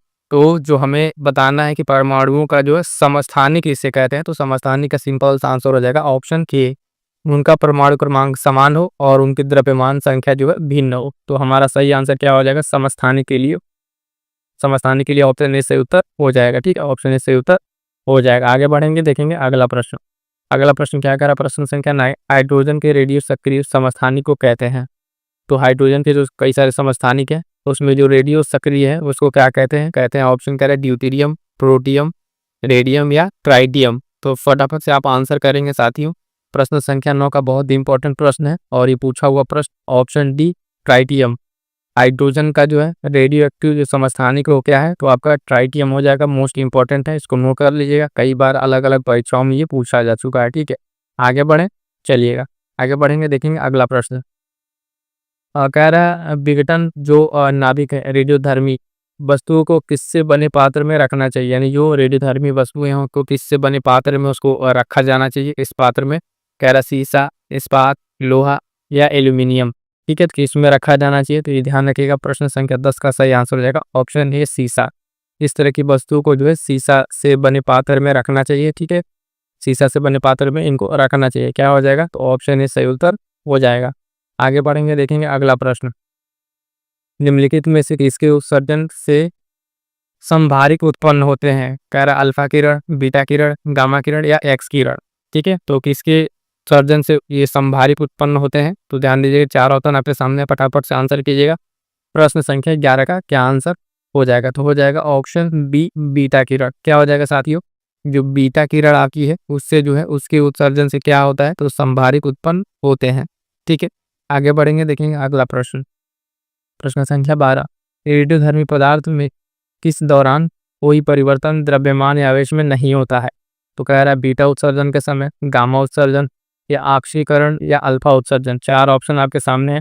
साथियों ध्यान दीजिएगा, जब तक हम प्रश्न पढ़े, प्रश्न के बाद से जब हम ऑप्शन को रीड कर रहे हैं उतने देर में आप अपने आंसर को अपने मन में टिक कर लीजिए कि कौन सा आंसर सही होगा। इस तरीके से आपकी प्रैक्टिस बहुत अच्छे से होगी, फिर हम आंसर बता के आगे बढ़ रहे हैं। तो ध्यान दीजिएगा, इसमें क्या इसका सही उत्तर हो जाएगा कि कोई परिवर्तन नहीं होता है। तो किस पदार्थ के दौरान ये इसमें हो जाएगा ये आपका गामा उत्सर्जन। ऑप्शन बी सही उत्तर हो जाएगा। क्या हो जाएगा? गामा उत्सर्जन के दौरान जो है इसके पदार्थ के द्रव्यमान आवेश में कोई परिवर्तन नहीं होता है। क्लियर है? चलिए आगे बढ़ेंगे, देखेंगे अगला प्रश्न संख्या 13, अल्फा, बीटा तथा गामा की जो विभेदन शक्तियां हैं अपने अवरोही क्रम में किस क्रम में होती हैं? ठीक है, अवरोही क्रम, ध्यान दीजिएगा, अवरोही क्रम में कह रहा alpha beta gamma, gamma beta alpha, beta alpha gamma या गामा अल्फा बीटा। तो बताना इसमें कौन सा क्रम आपका यहाँ पे सही होगा और वही क्रम। तो ध्यान दीजिएगा, प्रश्न संख्या 13 का जो सही उत्तर हो जाएगा ऑप्शन बी हो जाएगा। ठीक है, यानी गामा होगा, फिर बीटा होगा, है ना, उसके बाद से अल्फा होगा। तो ये इसकी क्या है? और वही क्रम की ये इसकी भेदन शक्तियाँ हैं। ठीक है, तो ये पॉइंट ध्यान में रखेंगे। चलिएगा आगे बढ़ेंगे, देखेंगे अगला प्रश्न क्या कह रहा है। प्रश्न संख्या 14 नंबर का, निम्नलिखित में से कौन सा सौर ऊर्जा का स्रोत है? नाभिकीय विखंडन, नाभिकीय संलयन, कृत्रिम रेडियोधर्मिता, एक्स किरण उत्सर्जन। ठीक है, एक्स किरण उत्सर्जन। तो प्रश्न संख्या 14 का आंसर हो जाएगा, फटाफट से आंसर करेंगे, हो जाएगा ऑप्शन बी नाभिकीय संलयन। ठीक है, सौर ऊर्जा का स्रोत क्या है? तो नाभिकीय संलयन है, ये इसकी ऊर्जा का स्रोत है। बहुत ही इंपॉर्टेंट प्रश्न है, ध्यान दीजिएगा, अलग अलग कई बार अलग अलग परीक्षाओं में ये पूछा जा चुका है। नाभिकीय संलयन सौर ऊर्जा का जो है ये स्रोत है, मुख्य स्रोत है। ठीक है, आगे बढ़ेंगे, देखेंगे अगला प्रश्न। अगला प्रश्न क्या कह रहा है? प्रश्न संख्या 15 नंबर, ध्यान दीजिएगा कि निम्नलिखित रासायनिक तत्वों में किस एक तत्व की अपने सभी यौगिकों में ऑक्सीकरण अवस्था समान होती है? तो ये भी अपने आप में बहुत इंपॉर्टेंट प्रश्न है कि एक ऐसा तत्व है जिसका जो सभी यौगिकों में उसकी ऑक्सीकरण अवस्था जो है वो समान रहती है। तो कौन सा है? ऑप्शन देखिए, कह रहा है कार्बन, क्लोरीन, हाइड्रोजन या ऑक्सीजन। तो ये कौन सा आपका तत्व है? ये बहुत इंपॉर्टेंट तत्व है, ध्यान दीजिएगा, सही आंसर हो जाएगा इसका ऑप्शन बी फ्लोरीन। ठीक है, फ्लोरीन आपका एक ऐसा तत्व है जो इसके ऑक्सीकरण संख्या किसी भी तरीके का ऐसे कोई कंपाउंड है उसमें इसकी जो है अवस्था समान रहती है। तो फ्लोरीन सही उत्तर हो जाएगा। जितने प्रश्न बता रहे हैं साथियों टू द पॉइंट पीवाई की और सारे के सारे एग्जाम के एनालिसिस करके प्रश्न लाए गए हैं। तो नो डाउट आपके परीक्षा के लिए बहुत इंपॉर्टेंट है। जो भी आपका वनडे एग्जाम्स है ना, उसके लिए आपका ये एकदम ब्रह्मास्त्र है। सारे प्रश्नों को अच्छे से तैयार कर लीजिएगा, इसी में से प्रश्न आपको देखने को मिलेगा। अगला प्रश्न कह रहा है OF2, ठीक है, ऑक्सीजन की ऑक्सीकरण अवस्था है, ये एक आपको दिया हुआ है। इसमें कह रहा है +2, -2, +1, -1। तो क्या हो जाएगा? इसका सही आंसर कीजिएगा OF2। ठीक है, इसमें होगा ऑप्शन ए +2। +2 जो इसमें किसकी ऑक्सीकरण संख्या बता रहा है? तो ऑक्सीजन की, ध्यान दीजिएगा, ऑक्सीजन की। ठीक है, क्योंकि यहाँ पर जो है फ्लोरीन जो है वो अपना नेगेटिव शो करेगा, तो उसकी वजह से ऑक्सीजन यहाँ पर पॉजिटिव हो जाएगा। आगे बढ़ेंगे, देखेंगे अगला प्रश्न संख्या 17 नंबर।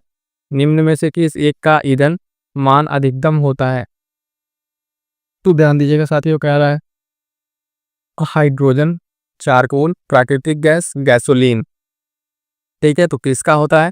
4 ऑप्शन आपके सामने, फटाफट से आंसर कीजिएगा। तो प्रश्न संख्या 17 का जो आंसर हो जाएगा ऑप्शन ए हाइड्रोजन। क्या हो जाएगा? हाइड्रोजन जो है इस ईंधन का मान आपका जो है अधिकतम होता है। ये पॉइंट ध्यान रखेंगे और इस प्रश्न को एकदम मोस्ट इंपॉर्टेंट में रखिएगा, कई बार ये पूछा हुआ है। आगे बढ़ेंगे, देखेंगे अगला प्रश्न संख्या 18। कह रहा है कि रेडियम के पृथक्करण में किस खनिज का उपयोग किया गया था? ठीक है, किसके रेडियम के पृथक्करण में किस खनिज का उपयोग किया गया था? कह रहा चूना पत्थर, पिच ब्लेंड, रूटाइल या हेमाटाइट। तो प्रश्न संख्या 18 का सही आंसर क्या हो जाएगा? रेडियम के पृथक्करण में जो आपको यूज किया गया था वो ऑप्शन बी है, पिच ब्लेंड। पिच ब्लेंड का यूज किया गया था, तो मोस्ट इंपॉर्टेंट, ध्यान रखेंगे इसको। आगे बढ़ेंगे, देखेंगे अगला प्रश्न। साथियों, जितने साथी अभी तक देख रहे हैं फटाफट से पर वीडियो को लाइक कर दीजिएगा और अपने साथियों तक शेयर कर दीजिएगा। चैनल पर नए हैं तो एक बार सब्सक्राइब जरूर कर लीजिएगा। ठीक है, अगला प्रश्न। सोडियम कार्बोनेट सामान्यतः जाना जाता है, कह रहा लाइम, सोडा, ग्लास, क्वार्ट्ज। ठीक है ना? सोडियम कार्बोनेट जाना जाता है किस नाम से? Sodium carbonate. प्रश्न संख्या 19 सही आंसर हो जाएगा ऑप्शन बी सोडा। क्या हो जाएगा? ऑप्शन बी सोडा जो है इसका सही उत्तर हो जाएगा। आगे बढ़ेंगे, देखेंगे अगला प्रश्न संख्या 20। फोटोग्राफी में अस्थायीकर के रूप में प्रयुक्त होने वाला रसायन क्या है? फोटोग्राफी में कह रहा sodium sulphate, sodium thiosulphate, ammonium persulphate, borax, जिसे सुहागा कहते हैं। ठीक है, तो क्या इसमें प्रयोग होता है? प्रश्न संख्या 20 का जो सही आंसर हो जाएगा, देखिएगा ये आपका ऑप्शन बी सोडियम जो है आपका थायोसल्फेट इसमें यूज होता है। क्या होता है? Sodium thiosulphate. ये जो फोटोग्राफी में जो है अस्थायीकर के रूप में इसका प्रयोग किया जाता है। क्लियर है? आगे बढ़ेंगे, देखेंगे अगला प्रश्न। अगला प्रश्न देखिएगा साथियों, प्रश्न संख्या 21 क्या कह रहा है? कह रहा है कि अति मुलायम खनिज टाल्क सोपस्टोन मुख्यतः है, क्या है जो अति मुलायम जो टाल्क है सोपस्टोन वो क्या है? कह रहा है manganese silicate, sodium silicate, sodium phosphate या मैग्नीशियम सिलिकेट। फटाफट से आंसर कीजिएगा। प्रश्न संख्या 21 का क्या आंसर हो जाएगा? तो होगा ऑप्शन डी मैग्नीशियम सिलिकेट। जो आपका मुलायम खनिज टाल्क सॉफ्ट स्टोन है वो क्या होता है? तो ध्यान दीजिएगा, मैग्नीशियम सिलिकेट होता है। आगे बढ़ेंगे, देखेंगे अगला प्रश्न संख्या 22। कह रहा है यद्यपि भूपटल में एल्यूमिनियम की मात्रा लोहे से अधिक है, फिर भी एल्यूमिनियम जो है लोहे से महंगा है, क्योंकि? रीजन बताइए। मतलब अगर आप देखें तो आपके अवेलेबिलिटी में एल्यूमिनियम जो है वो आपके आयरन से ज़्यादा है, लेकिन फिर भी जो है आपका एल्यूमिनियम लोहे से महंगा होता है। कारण देखिएगा, ऑप्शन ध्यान से पढ़िएगा। कह रहा है एल्यूमिनियम जो है लोहे की अपेक्षा अधिक प्रयुक्त होता है, एल्यूमिनियम लोहे की अपेक्षा अधिक मिश्र धातु बनाता है, ये भी कारण। ये कह रहा है एल्यूमिनियम का जो निर्मित उपकरण है उसकी डिमांड या मांग कह लीजिए लोहे के उपकरण से अधिक है। ऑप्शन डी कह रहा है एल्यूमिनियम उत्पादन की जो धातु की विधियां हैं लोहे की अपेक्षा अधिक खर्चीली हैं।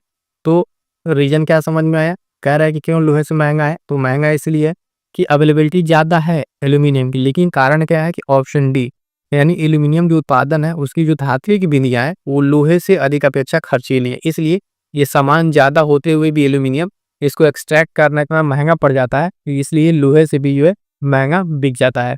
ठीक है, तो लोहे से महंगा ये मिलता है, तो ऑप्शन डी यहाँ पर सही उत्तर हो जाएगा। प्रश्न एक बार ध्यान से देख लीजिए, 22 नंबर ऑप्शन इसका क्या सही हो जाएगा? Option D. ठीक है, इसकी धात्विक विधियां महंगी होने की वजह से अधिक खर्चीली हो जाती हैं।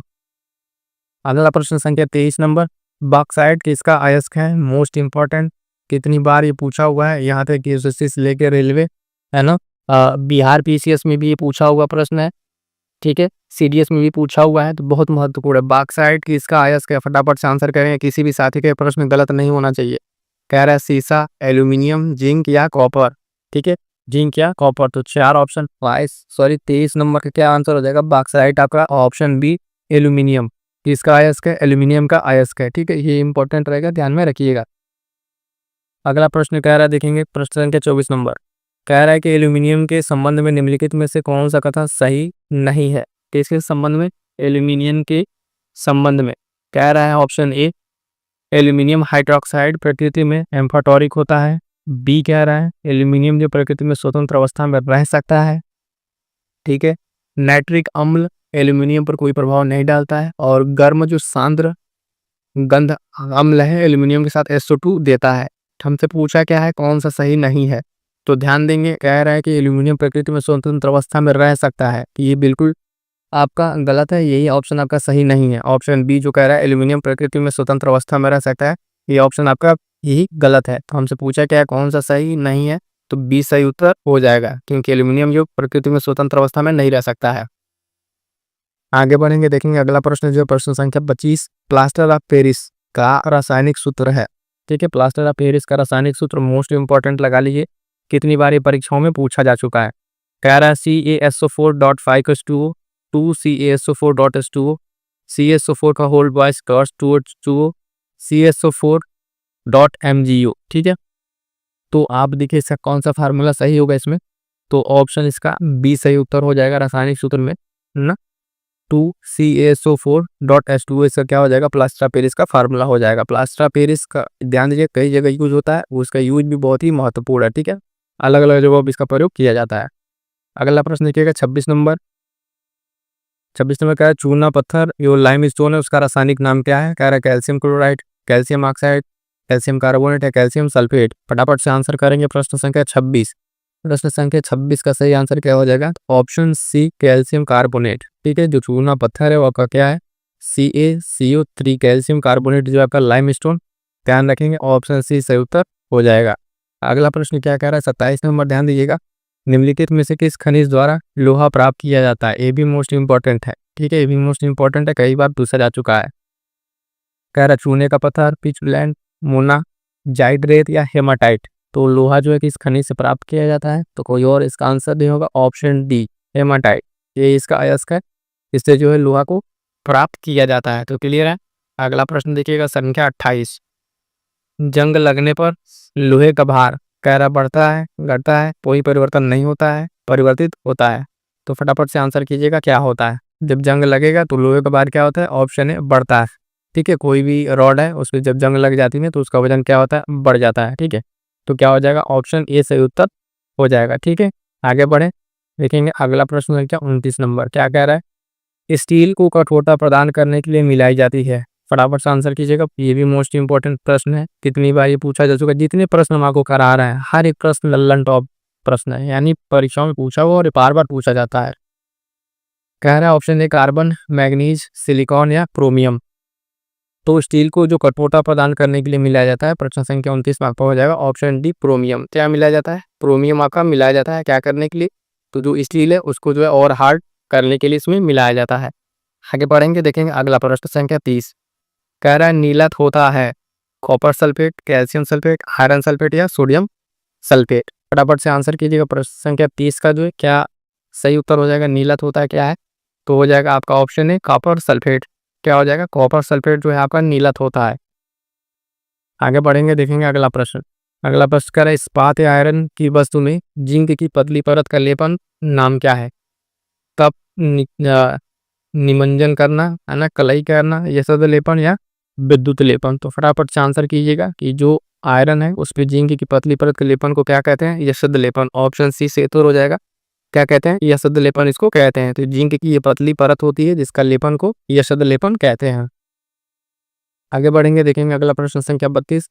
निम्न में कौन सी धातु जो है बिजली की सबसे अधिक सुचालक है।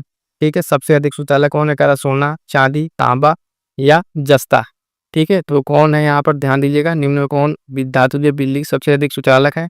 तो फटाफट से आंसर करेंगे प्रश्न संख्या 32, ऑप्शन बी हो जाएगा चांदी। क्या हो जाएगा, चांदी सही उत्तर हो जाएगा। ठीक है, चांदी सही उत्तर हो जाएगा, इसको ध्यान में रखेंगे। आगे बढ़ेंगे साथियों, देखेंगे अगला प्रश्न संख्या 33। फटाफट से आपको सारे प्रश्न करा रहे हैं और मोस्ट इंपॉर्टेंट प्रश्न, इन सारे प्रश्नों को अच्छे से तैयार कर लीजिएगा। जो प्रश्न ना आए उसका अपना खुद से पेज लीजिएगा, उसमें नोट डाउन कर लीजिएगा। ये प्रश्न आप करते रहेंगे, इस तरीके से धीरे धीरे करके आपको सारे सब्जेक्ट हम यहाँ पे कराएंगे जीएस के। आपका जीएस और करंट अफेयर को लिए अब कहीं भटकने की जरूरत नहीं है, इस चैनल पर आपको वन स्टॉप सोल्यूशन अब मिलने वाला है। कह रहा ऑप्शन फोटोग्राफी में उपयोग यौगिक तत्व है silver nitrate, silver bromide, sulphuric अम्ल या साइट्रिक अम्ल। ठीक है, तो ऑप्शन क्या हो रहा है, फोटोग्राफी में उपयोग होने वाला प्रश्न संख्या 33।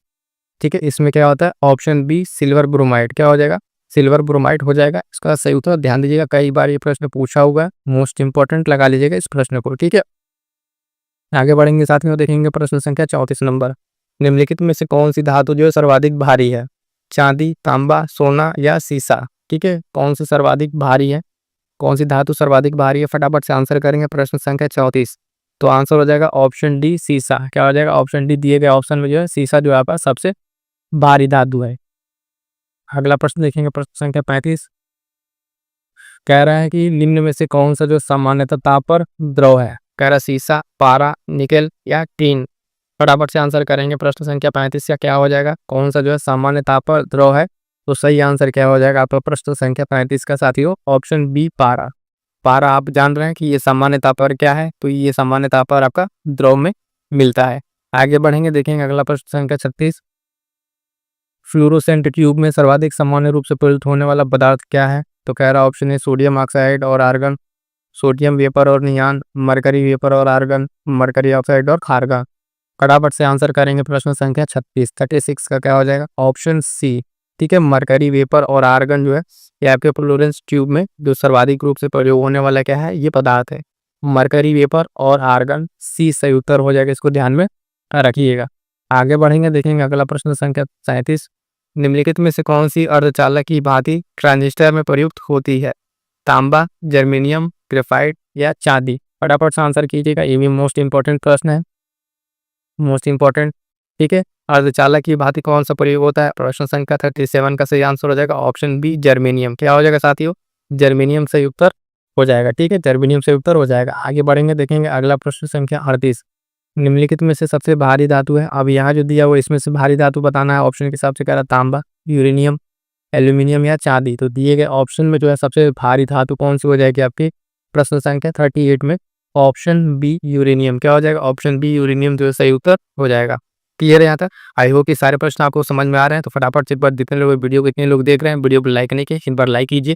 ठीक है, और अपने साथियों तक शेयर जरूर कर दीजिएगा। निम्नलिखित में से किन तत्वों के जो लवण है वो आतिशबाजी में रंग प्रदान होते हैं। कह रहा है जेडन और एस सल्फर। ठीक है, KOHD पोटेशियम, SR और BA क्रोमियम और निकेल। फटाफट से आंसर करेंगे कि इसका जो है क्या सही उत्तर होगा। ठीक है, क्या सही उत्तर होगा। प्रश्न संख्या 39 का जो है आपका हो जाएगा ऑप्शन सी।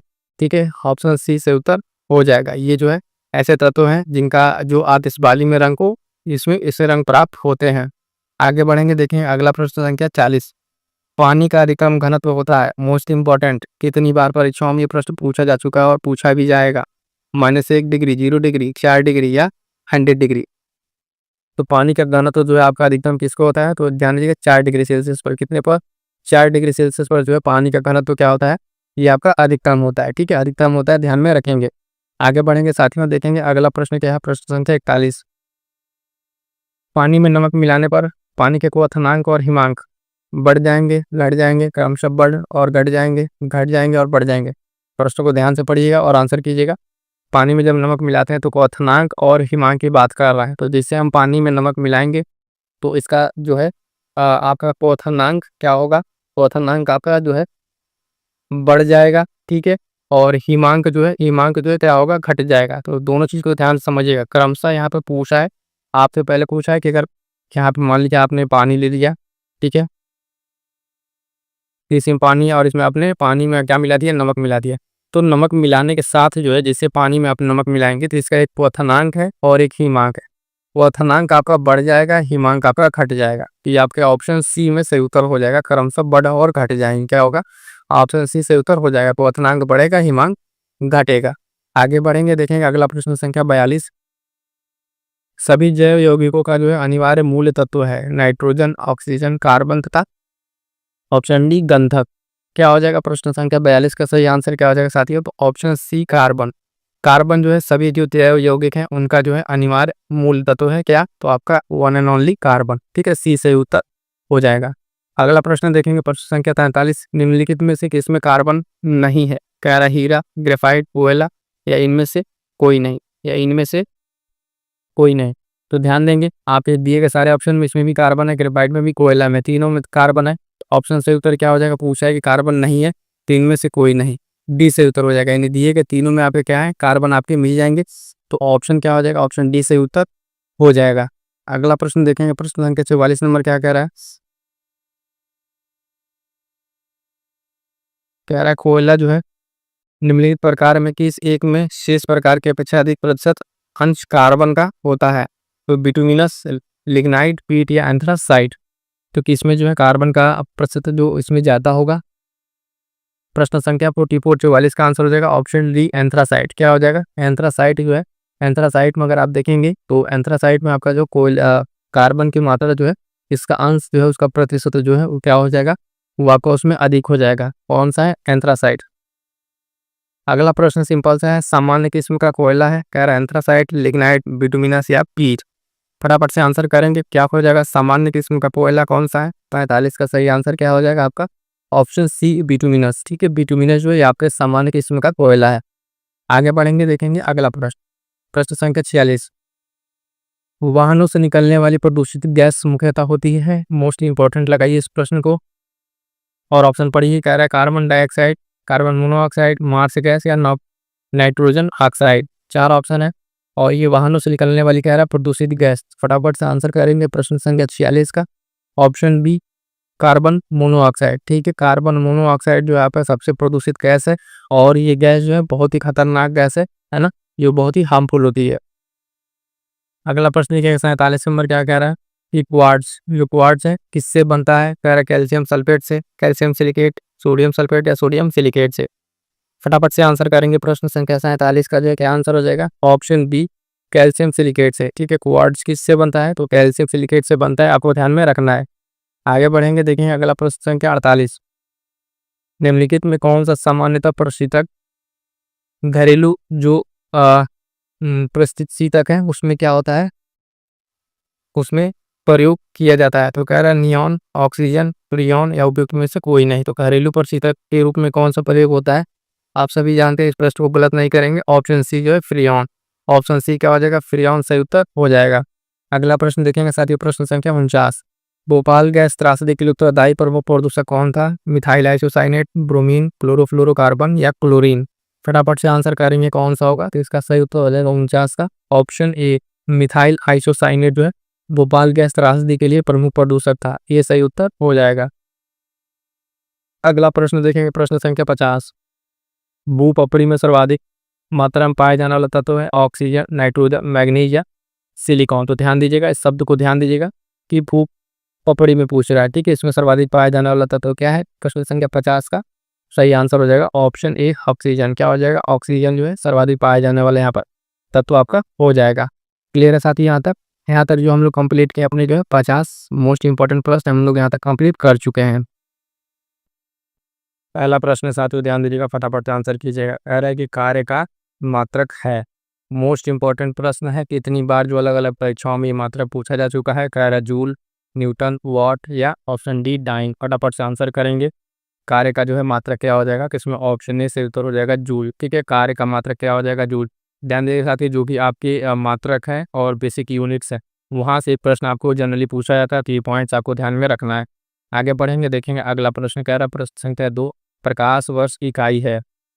तो प्रकाश वर्ष किसकी इकाई है? कह रहा है दूरी का, समय का, प्रकाश तीव्रता का या द्रव्यमान का। फटाफट से आंसर कीजिएगा इस प्रश्न संख्या 2 का आंसर।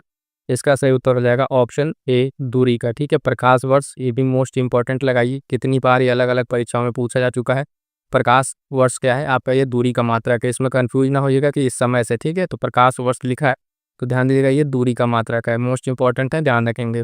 आगे बढ़ेंगे, देखेंगे अगला प्रश्न संख्या 3, एम्पियर मात्रक है। ठीक है, एम्पियर मात्रक का कार्य प्रकाश तीव्रता का, विद्युत आवेश का, विद्युत धारा का, चुंबकीय क्षेत्र का। तो एम्पियर किसका मात्रक है साथी? फटाफट से आंसर करेंगे प्रश्न संख्या 3, जिसका सही आंसर हो जाएगा ऑप्शन सी विद्युत धारा का। ठीक है, एम्पियर किसका मात्रक है साथी? हो तो यह विद्युत धारा का मात्रक है और बहुत ही महत्वपूर्ण। देखिए मात्रक का फिर से प्रश्न आ गया है, इसलिए कह रहा है मात्रक वाले प्रश्नों को ध्यान दीजिएगा। जितने साथी हैं फटाफट से एक बार वीडियो को लाइक कर दीजिए और चैनल से जुड़ जाइएगा। इस तरह की बहुत सारी इंपॉर्टेंट वीडियो, चाहे आपके अलग अलग तरीके से सब्जेक्ट्स का हो, मैराथन हो, करंट अफेयर हो, सारी चीज़ आपको चैनल पर मिलेगी। अगला प्रश्न देखिए, प्रश्न संख्या 4, निम्नलिखित में से समय का मात्रक नहीं है। ध्यान दीजिएगा, नहीं पूछा हुआ है, कह रहा समय का मात्रक नहीं है, कह रहा अधिवर्ष, चंद्रमा, प्रकाश वर्ष और इनमें से कोई नहीं। तो आपको आंसर समझ में आ गया होगा। अभी हमने प्रश्न को सॉल्व किया है कि प्रकाश वर्ष जो है आपका दूरी का मात्रक है। ठीक है, तो प्रकाश वर्ष जो है आपका समय का मात्रक नहीं है। अन्य 3 ऑप्शन, आदिवर्ष, चंद्रमा, ये सब आपकी क्या है? समय का मात्रक है। लेकिन प्रकाश वर्ष क्या है, आपके समय का मात्रक नहीं है, तो ये किसका मात्रक है, अभी हमने आपको बताया दूरी का मात्रक है। ये मोस्ट इंपॉर्टेंट है, तैयार रखिएगा। आगे बढ़ेंगे, देखेंगे अगला प्रश्न संख्या 5। पारसेक इकाई है, कह रहा है दूरी का, समय का, प्रकाश की चमक, चुंबकीय बल का। फटाफट से आंसर कीजिएगा प्रश्न संख्या 5। क्या क्या आंसर हो जाएगा, तो ऑप्शन ए दूरी का, प्रकाश सॉरी पारसेक जो भी है, ए भी क्या है, तो आपका जो है दूरी का मात्रक है। किसका है, दूरी का मात्रक है, मोस्ट इंपॉर्टेंट है, ध्यान रखेंगे। आगे बढ़ेंगे साथियों, देखेंगे अगला प्रश्न। इसी तरीके से साथियों आपको हर एक सब्जेक्ट के साइंस के साथ साथ हिस्ट्री, ज्योग्राफी, पॉलिटी और बाकी अदर सब्जेक्ट्स, करंट अफेयर, सभी करंट अफेयर की तरह इसी क्लास आपको प्रोवाइड कराई जाएगी। निम्नलिखित में से कौन सा एक सुमेलित नहीं है, ध्यान दीजिएगा, सुमेलित नहीं पूछा है। कह रहा डेसिबल ध्वनि की प्रबलता की इकाई है ना, अश्व शक्ति कह रहा शक्ति की इकाई, समुद्री मील जो है ये कह रहा दूरी की इकाई है ना, और कह रहा सेल्सियस कह रहा है ऊष्मा की इकाई। तो ध्यान दीजिएगा साथियों, इसमें जो आपका सुमेलित नहीं है वो ऑप्शन डी है, सेल्सियस आपका ऊष्मा की इकाई नहीं है। ठीक है, सेल्सियस जो आपको ऊष्मा की इकाई नहीं है, ये आपको ध्यान में रखना है। आगे बढ़ेंगे, देखेंगे आपका प्रश्न संख्या 7। ल्यूमेन जो है किसका मात्रक है, ठीक है, कह रहा है ज्योति तीव्रता, ज्योति फ्लक्स, ए और बी दोनों, इनमें से कोई नहीं। फटाफट से आंसर कीजिएगा प्रश्न संख्या 7 का जो है क्या आंसर हो जाएगा, तो ऑप्शन बी, ठीक है, ज्योति फ्लक्स का क्या हो जाएगा, ज्योति फ्लक्स का जो मात्रक आपका क्या हो जाएगा, ल्यूमेन। ठीक है, ल्यूमेन आपका मात्रक हो जाएगा ज्योति फ्लक्स का। अगला प्रश्न देखिए, प्रश्न संख्या 8 नंबर क्या कह रहा है, कह रहा है दाब का मात्रक है पास्कल, डाइन, हर्ग और जूल। तो क्या है आपका दाब का मात्रक, फटाफट से आंसर कीजिएगा और आंसर हो जाएगा इसका ऑप्शन ए पास्कल। ठीक है, दाब का मात्रक जो है ये क्या हो जाएगा, पास्कल। ठीक है, पास्कल हो जाएगा, फटाफट से ध्यान में रखेंगे। अगला प्रश्न देखिए, प्रश्न संख्या 9 नंबर। कैंडिला मात्रक है, कह रहा है ज्योति फ्लक्स, ज्योति प्रभाव, ज्योति दाब, ज्योति तीव्रता। भी हम लोगों ने लिखा कैंडिला के बारे में शायद। ठीक है, तो ध्यान रखिएगा, कैंडिला जो है आपका मात्रक है, ये आपका किसका, ज्योति तीव्रता का, इसका ज्योति तीव्रता का मात्रक है, ऑप्शन डी सही उत्तर हो जाएगा। अगला प्रश्न देखिएगा, प्रश्न संख्या 10 क्या कह रहा है, यंग प्रत्यास्था गुणांक का एसआई मात्रक। ठीक है, एसआई मात्रक है टाइम प्रति सेंटीमीटर, न्यूटन प्रति मीटर, है ना, न्यूटन प्रति मीटर स्क्वायर प्रति सेंटीमीटर। फटाफट से आंसर कीजिएगा, यंग प्रत्यास्था गुणांक, बहुत ही इंपॉर्टेंट प्रश्न है, कई बार परीक्षाओं में अलग अलग जगह पे पूछा जा चुका है, तो ध्यान दीजिए। इसका जो सही मात्रक हो जाएगा प्रश्न संख्या 10 का ऑप्शन सी, न्यूटन पर मीटर स्क्वायर, न्यूटन पर मीटर स्क्वायर, न्यूटन पर मीटर स्क्वायर में आपका क्या हो जाएगा, ये यंग प्रत्यास्था गुणांक का मात्रक हो जाएगा एसआई वाला। आगे बढ़ेंगे, देखेंगे अगला प्रश्न क्या कह रहा है, निम्नलिखित युग्मों में किन भौतिक राशियों के समान बीमीय सूत्र नहीं है, नहीं पूछा है। कह रहा बल और दाब, कार्य और ऊर्जा, आवेग और संवेग, बाल जो भार है और उसके बाद से बल, इन दो चीज़ों में अगर आप देखेंगे, कह रहा है कि इनका जो बीमीय सूत्र अगर आप देखें तो एक समान नहीं है। तो फटाफट से आंसर कीजिएगा। इसमें देखेंगे प्रश्न संख्या 11 का जो है ऑप्शन ए, बल और दाब, इन दोनों का जो बीमीय सूत्र क्या है, समान नहीं है, समान नहीं है किसका, तो बल और दाब का। आगे बढ़ेंगे साथियों, देखेंगे अगला प्रश्न देखिए 12 नंबर, अदिश राशि है, तेरह ऊर्जा, पलागुण, संवेग, उपयुक्त सभी। फटाफट से आंसर करेंगे कि अदिश राशि इसमें से कौन है, प्रश्न संख्या 12। अदिश राशि इसमें क्या है, एक आपका ऊर्जा है, ऊर्जा। सदिश और अदिश राशियां आप जानते हैं, सदिश राशियां क्या है, जिसमें आप पहली बार दिशा के साथ साथ परिमाण भी हो, क्या हो, परिमाण हो। ठीक है, जैसे आपका हो गया वेग, हो गया विस्थापन, हो गया, सब सारी चीजें अदिश है, जिसमें सिर्फ परिमाण हो, दिशा न हो, तो क्या हो जाएगा आपका ऑप्शन ए सही उत्तर हो जाएगा। ठीक है, इन सारे पॉइंट्स को ध्यान में रखेंगे। अगला प्रश्न कह रहा है प्रश्न संख्या 13 नंबर, निम्नलिखित में से सदिश राशि, अब सदिश राशि बताना कह रहा है वेग, द्रव्यमान, समय और लंबाई। अभी हमने आपको एग्जाम्पल दिया सदिश राशि का, तो उसमें हम आपको जरूर बताएं कि सदिश राशि इसमें से कौन हो जाएगी, तो ऑप्शन ए आपका वेग। वेग में अगर आप देखें तो दिशा और परिमाण दोनों है, द्रव्यमान, समय, लंबाई सब क्या है, सदिश राशि नहीं है, तो ऑप्शन ए सही उत्तर हो जाएगा प्रश्न संख्या 13 का। फटाफट से आगे बढ़ेंगे साथियों, देखेंगे अगला प्रश्न क्या कह रहा है, पदार्थ के संवेग और वेग के अनुपात से कौन सी भौतिक राशि प्राप्त की जा सकती है। ठीक है, संवेग और वेग के अनुपात से, संवेग आपका क्या होता है, यम इंटू वी होता है। ठीक है, और वेग आपका क्या हो जाएगा, अपॉन वी, इसके अनुपात से। तो आपको क्या मिल जाएगा, यहाँ से आपको दिख रहा है, कह रहा है वेग, त्वरण, द्रव्यमान और बल।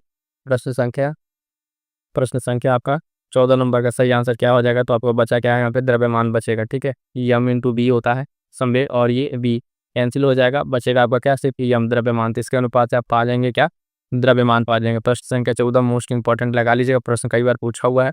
ठीक है, तो ऑप्शन सी से उत्तर हो जाएगा द्रव्यमान। फटाफट से आगे बढ़ेंगे, देखेंगे अगला प्रश्न। प्रश्न संख्या 15 कह रहा है, शून्य में स्वतंत्र रूप से गिरने वाली वस्तुओं का, जस स्वतंत्र रूप से कोई वस्तु गिर रही है कह रहा समान गति होगी, समान वेग होगा, समान त्वरण होगा, समान बल होता है। तो क्या होगा इसमें, फटाफट से आंसर कीजिएगा। प्रश्न संख्या 15।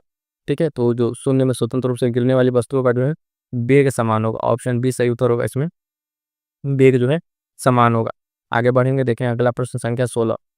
जब 2 केजी वाले द्रव्यमान पर 5 न्यूटन का बल लगाया जाता है तो उससे उत्पन्न होने वाला त्वरण कितना होगा। ठीक है, त्वरण कितना होगा, तो कह रहा है 2.5 मीटर पर सेकंड स्क्वायर, 2.5 मीटर पर सेकंड, 25 मीटर पर सेकंड या 25.5 मीटर पर सेकंड। ठीक है, तो इसको ध्यान रखेंगे। इसमें क्या होगा, फटाफट से आंसर कीजिएगा प्रश्न संख्या 16 का। तो ऑप्शन ए हो जाएगा आपका 2.5 मीटर पर सेकंड स्क्वायर। क्या हो जाएगा, 2.5 मीटर पर सेकंड स्क्वायर। ध्यान दीजिएगा, यहाँ पर 2 केजी है, तो 2 केजी यहाँ पर क्या है, द्रव्यमान यम इजिकल टू 2 केजी है, और इस पर बल लग रहा है एफ इजिकल टू 5 न्यूटन का। तो आप जानते हैं एफ इजिकल टू क्या होता है, m into a, F is equal to m into a होगा। तो हमको निकालना है क्या, त्वरण ए निकालना है, तो यफ अपॉन एम हो जाएगा। एफ अपॉन एम करेंगे यानी 5 अपॉन, ठीक है, तो 5 अपॉन यहाँ पे कर लेंगे क्या, ऐसे 5/2 हो जाएगा। यफ अपॉन एम का मतलब, इसको जब डिवाइड करेंगे तब क्या है, 2.5 जो है आपका आंसर आ जाएगा। तो ऑप्शन ए सही उत्तर हो जाएगा। आगे बढ़ेंगे, प्रश्न संख्या 17 देखेंगे। प्रश्न को बल पढ़िए, फिर ऑप्शन आपको दिखाते हैं। कार्य किसी भी स्थिर या गतिशील वस्तु की स्थिति और दिशा में तब तक कोई परिवर्तन नहीं होता जब तक इस पर कोई बाह्य बल सक्रिय न हो। ये इसका स्टेटमेंट है। कह रहा ऑप्शन देखिएगा, न्यूटन गति का पहला नियम, न्यूटन गति विषय का द्वितीय नियम, और गति विषय का तृतीय नियम, या गैलीलियो का गति विषय नियम। तो फटाफट से आंसर करेंगे कौन सा नियम है ना। एक बार फिर से समझिए कि कोई वस्तु अगर स्थिर है ना, या फिर गतिशील है, तो तब तक अपनी स्थिति में परिवर्तन नहीं करेगी जब तक कोई इस पर बाह्य बल न लगाया जाए। कि आप जानते हैं किसका नियम है, प्रश्न संख्या 17 हो जाएगा। न्यूटन गति का जो है आपका गति विषय प्रथम नियम है, जड़त्व का नियम भी जिसे कहते हैं। ऑप्शन ही सही उत्तर हो जाएगा। आगे बढ़ेंगे, देखेंगे अगला प्रश्न संख्या 18। मोस्ट इंपॉर्टेंट, पहले लगा लीजिए इसको, कई बार पूछा होगा। रॉकेट किस सिद्धांत पर कार्य करता है, किसके सिद्धांत पर कार्य करता है, कह रहा ऊर्जा संरक्षण, बर्नौली प्रमेय, एवोगाड्रो परिकल्पना, संवेग संरक्षण। फटाफट से आंसर कीजिएगा किस पे काम करता है। तो रॉकेट जो है, रॉकेट आपका काम करता है किस पे, ऑप्शन डी संवेग संरक्षण के सिद्धांत पे। किस पे, संवेग संरक्षण के सिद्धांत पे काम करता है। मोस्ट इंपॉर्टेंट है, इसको ध्यान में रखिएगा, बहुत बार परीक्षाओं में पूछा जा चुका है। अगला प्रश्न साथी ध्यान दीजिएगा, प्रश्न संख्या 19। अश्व यदि एकाएक चलना प्रारंभ कर दे तो अश्वारोही फिर गिरने की आशंका का कारण। ठीक है, अचानक से कोई चीज चलने लगे, उसमें मान लो बोड़ा है, वो अचानक चलने लगे, तो गिरने का कारण क्या होगा, जड़त्व, आघूर्ण, द्रव्यमान संरक्षण का नियम, विश्राम का जड़त्व, गति का तीसरा नियम। ठीक है, तो ध्यान दीजिएगा प्रश्न संख्या 19 में हो जाएगा जो ऑप्शन सी आपका विश्राम का जड़त्व। ठीक है, क्या हो जाएगा, विश्राम का जड़त्व हो जाएगा। यहाँ पर क्योंकि वो स्थिर था, वो स्थिर ही रहना चाह रहा था, अचानक से उस पर बल लगा तो अपनी स्थिति में परिवर्तन के कारण वो गिरेगा।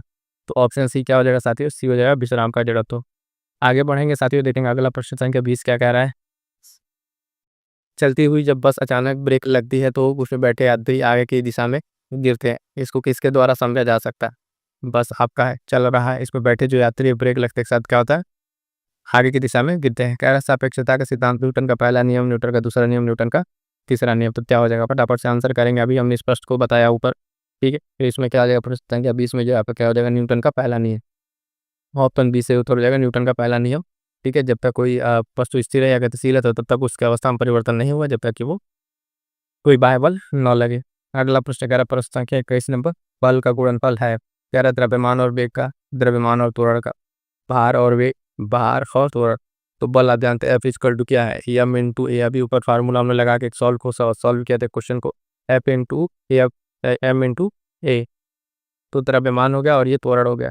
द्रव्यमान और त्वरण आपको 30 ऑप्शन में, प्रश्न संख्या 21 में अगर आप देखें 21 में आपका ऑप्शन 30 से उत्तर हो जाएगा द्रव्यमान और त्वरण। ठीक है, ये हो जाएगा। तो फार्मूला भी अगर एफ इक्वल टू एम में रहेगा तो ऑप्शन क्लियर हो जाएगा। अगला प्रश्न है कि प्रश्न संख्या 22, शरीर का वजन पृथ्वी की सतह पर सभी जगह एक समान होता है, ध्रुवों पर अधिकतम होता है, विषुवत रेखा पर अधिकतम होता है, मैदान की तुलना में पहाड़ी पर अधिक होता है। फटाफट से आंसर करेंगे प्रश्न संख्या 22। तो शरीर का वजन जो है ऑप्शन बी से तो जगह ध्रुवों पर क्या होता है, अधिकतम होता है। शरीर का जो वजन अगर मान लिया अर्थ है 1 मीटर और ध्रुव तो ऊपर इधर जाएंगे तो इस पे जो वजन है आपका कहाँ पे, ध्रुवों पर शरीर का वजन क्या होगा, अधिकतम होगा। बी से उत्तर हो जाएगा। अगला प्रश्न देखिए, प्रश्न संख्या 23। किसी मनुष्य का भार पृथ्वी पर 600 न्यूटन है, सब चंद्रमा पर उसका भार कितना होगा। कह रहा है 6000 न्यूटन, 60 न्यूटन, 1000 न्यूटन, 100 न्यूटन। फटाफट से आंसर करेंगे प्रश्न संख्या 23, बहुत ही शानदार प्रश्न है ना। प्रश्न संख्या 23 का जो है कितना हो जाएगा, तो ऑप्शन डी 100 न्यूटन। क्या हो जाएगा, 100 न्यूटन। क्यों, क्योंकि यहाँ पर अगर जितना है तो उसका क्या हो जाएगा, 1/6 का भाग जो आपके चंद्रमा पर जाते के साथ हो जाएगा, तो 600 का 1/6 करेंगे तो आपका 100 न्यूटन बचेगा। अगला प्रश्न देखिएगा, प्रश्न संख्या 24 नंबर क्या कह रहा है साथियों, पृथ्वी की सतह पर किसी का भार 29.4 न्यूटन है, उसका द्रव्यमान कितना है? क्या 2 किग्रा, 3 किग्रा, 4 किग्रा, 29.4 किग्रा। फटाफट से आंसर करेंगे प्रश्न संख्या 24 का, ठीक है। तो आंसर हो जाएगा इसका ऑप्शन बी 3 किग्रा। क्या हो जाएगा? ऑप्शन हो जाएगा इसका बी 3 किग्रा, ठीक है। अगला प्रश्न देखेंगे साथियों, अगला प्रश्न संख्या 25 क्या कह रहा है, एक अंतरिक्ष यात्री पृथ्वी तल की तुलना में चंद्र तल पर अधिक ऊंचाई पर छलांग लगा सकता है क्योंकि वह चंद्रमा पर भारहीन होता है, चंद्रमा पर कोई वातावरण नहीं है, चंद्र तल पर गुरुत्वाकर्षण बल पृथ्वी की तुलना में अल्प है यानी कम है, चंद्रमा जो है पृथ्वी से छोटा है। तो कारण क्या हो सकता है? प्रश्न संख्या 25 पे जो देखें तो यहाँ क्या है, अपेक्षा जो वहाँ का गुरुत्वाकर्षण है वो कम होगा, तो वहाँ पे गुरुत्वाकर्षण आपका कम है, इस वजह से छलांग अधिक लगा सकता है। तो ऑप्शन सी सही उत्तर हो जाएगा। क्या हो जाएगा?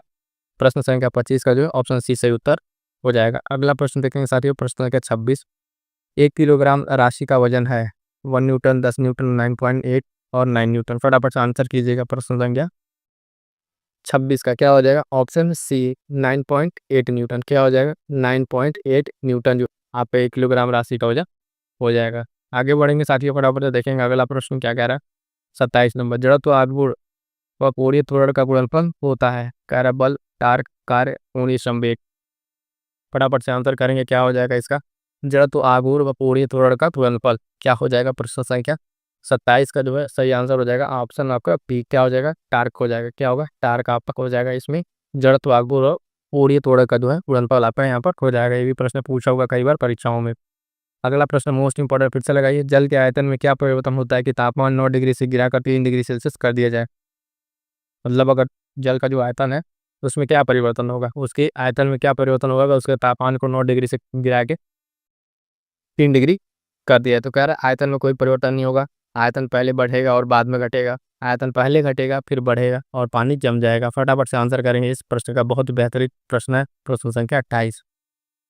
तो ध्यान दीजिएगा इसमें क्या होगा, आयतन जो है पहले आपका घटेगा बाद में बढ़ेगा, तो ऑप्शन जो है सी सही उत्तर हो जाएगा। यानी अगर आप क्या करें यहाँ पर देखेंगे 9 डिग्री से अगर 3 डिग्री कर रहे हैं तो पहले आयतन क्या होगा? घटेगा, पहले आयतन घटेगा फिर बाद में बढ़ेगा। तो हमारा सही उत्तर क्या हो जाएगा? ऑप्शन सी सही उत्तर हो जाएगा।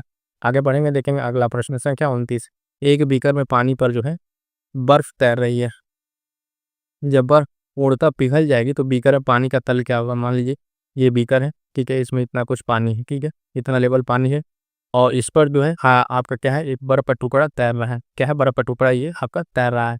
तो कह रहा है कि जब पूरी तरीके से बर्फ का टुकड़ा पिघल जाएगा, ठीक है, टुकड़ा ये पिघल जाएगा तो इसमें जो लेवल है पानी का वो क्या होगा? बढ़ेगा, घटेगा, उतना ही रहेगा, पहले बढ़ेगा या बाद में घटेगा। तो फटाफट आंसर कीजिएगा। बीकर समझिए उसमें बहत्तर रही है पानी का लेवल है।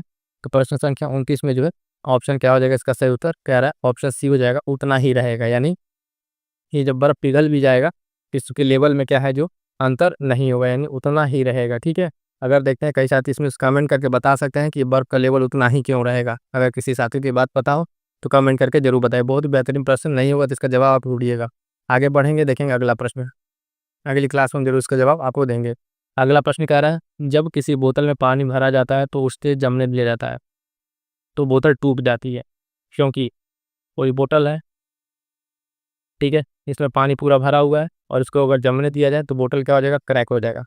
कह रहा है पानी जमने पर फैलता है, बोतल का जो हिमांक है उस पर वो सिकुड़ेगा। उसके बाद कह रहा है बोतल बाहर का तापक्रम अंदर से ज़्यादा होता है, पानी गर्म करने पर फैलता है।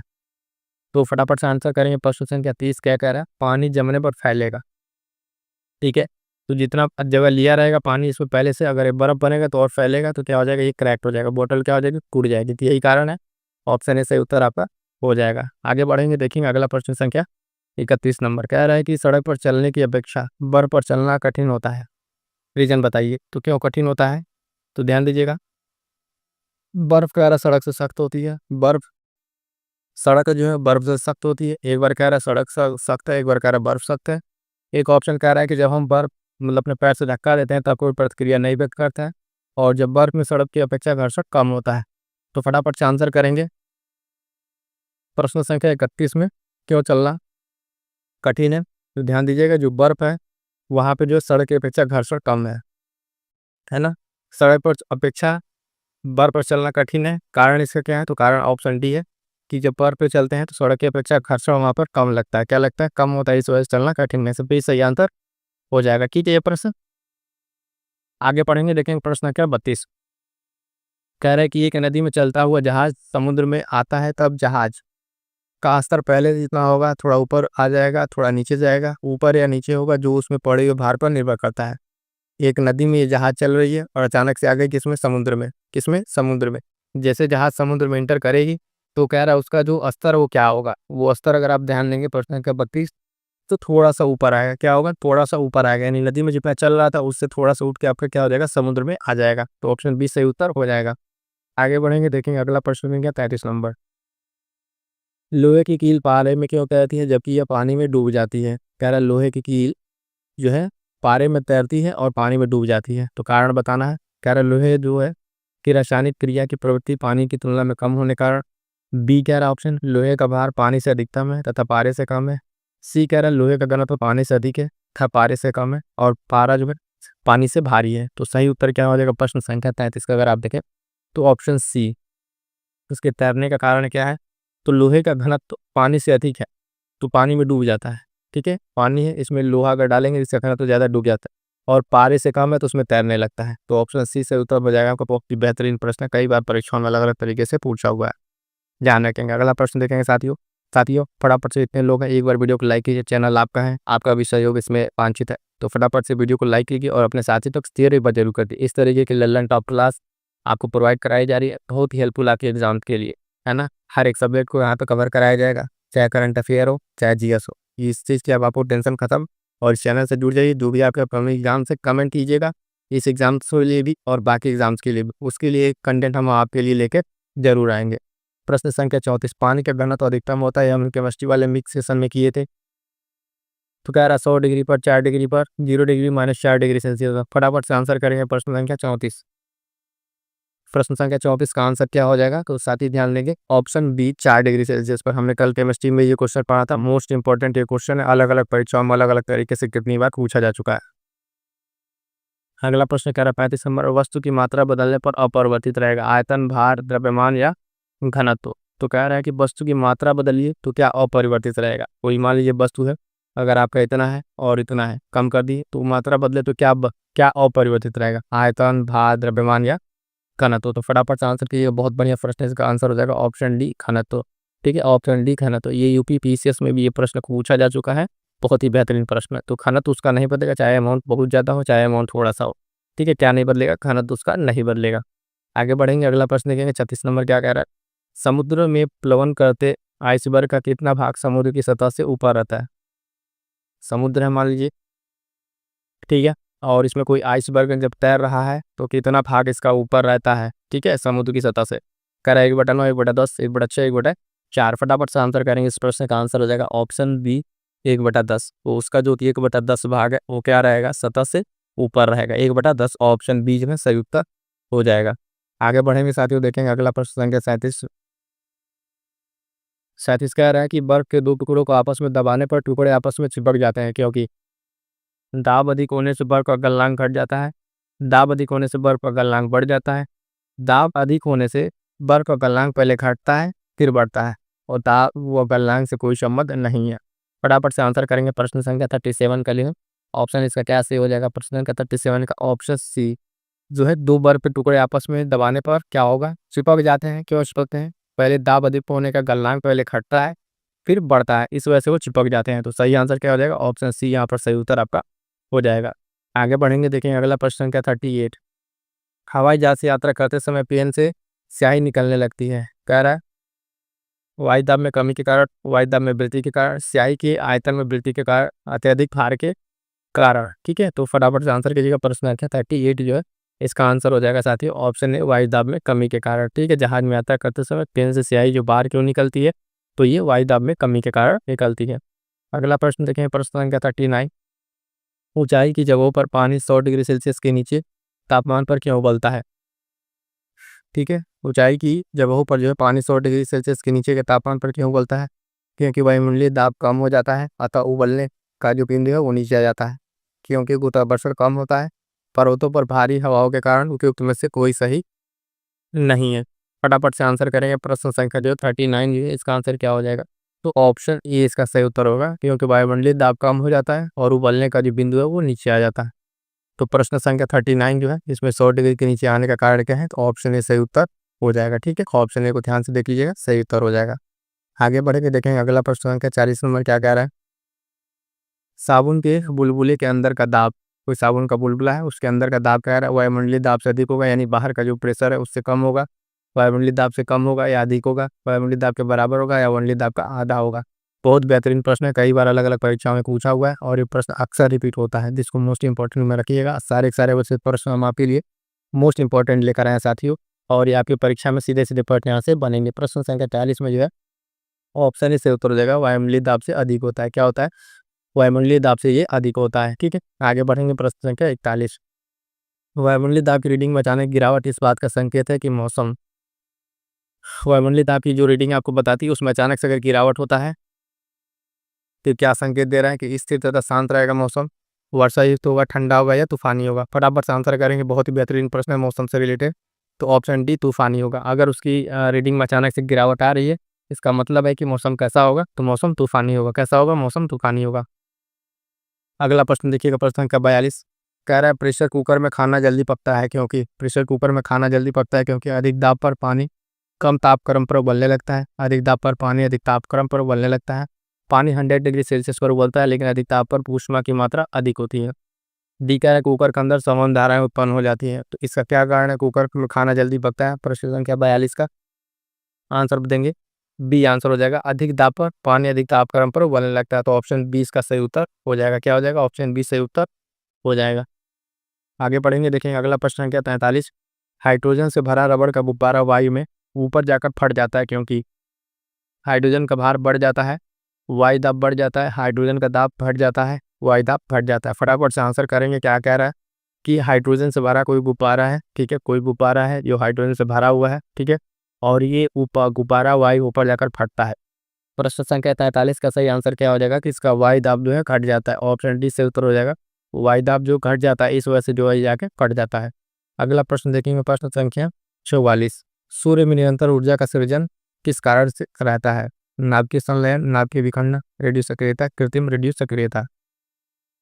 तो सूर्य में जो निरंतर ऊर्जा का स्रोत है, ठीक है, सन की अगर हम बात करेंगे तो इसकी निरंतर ऊर्जा का स्रोत क्या है? बहुत इंपॉर्टेंट प्रश्न है, मोस्ट इंपॉर्टेंट लगा लीजिए। अलग अलग परीक्षाओं में कितनी बार पूछा हो, यहाँ तक कि एसएससी, रेलवे, है ना, बैंकिंग, एनडीए, सीडीएस, पीसीएस, सब परीक्षाओं में प्रश्न पूछा जा चुका है। तो तुम रट जाइएगा, प्रश्न ये गलत नहीं होना चाहिए।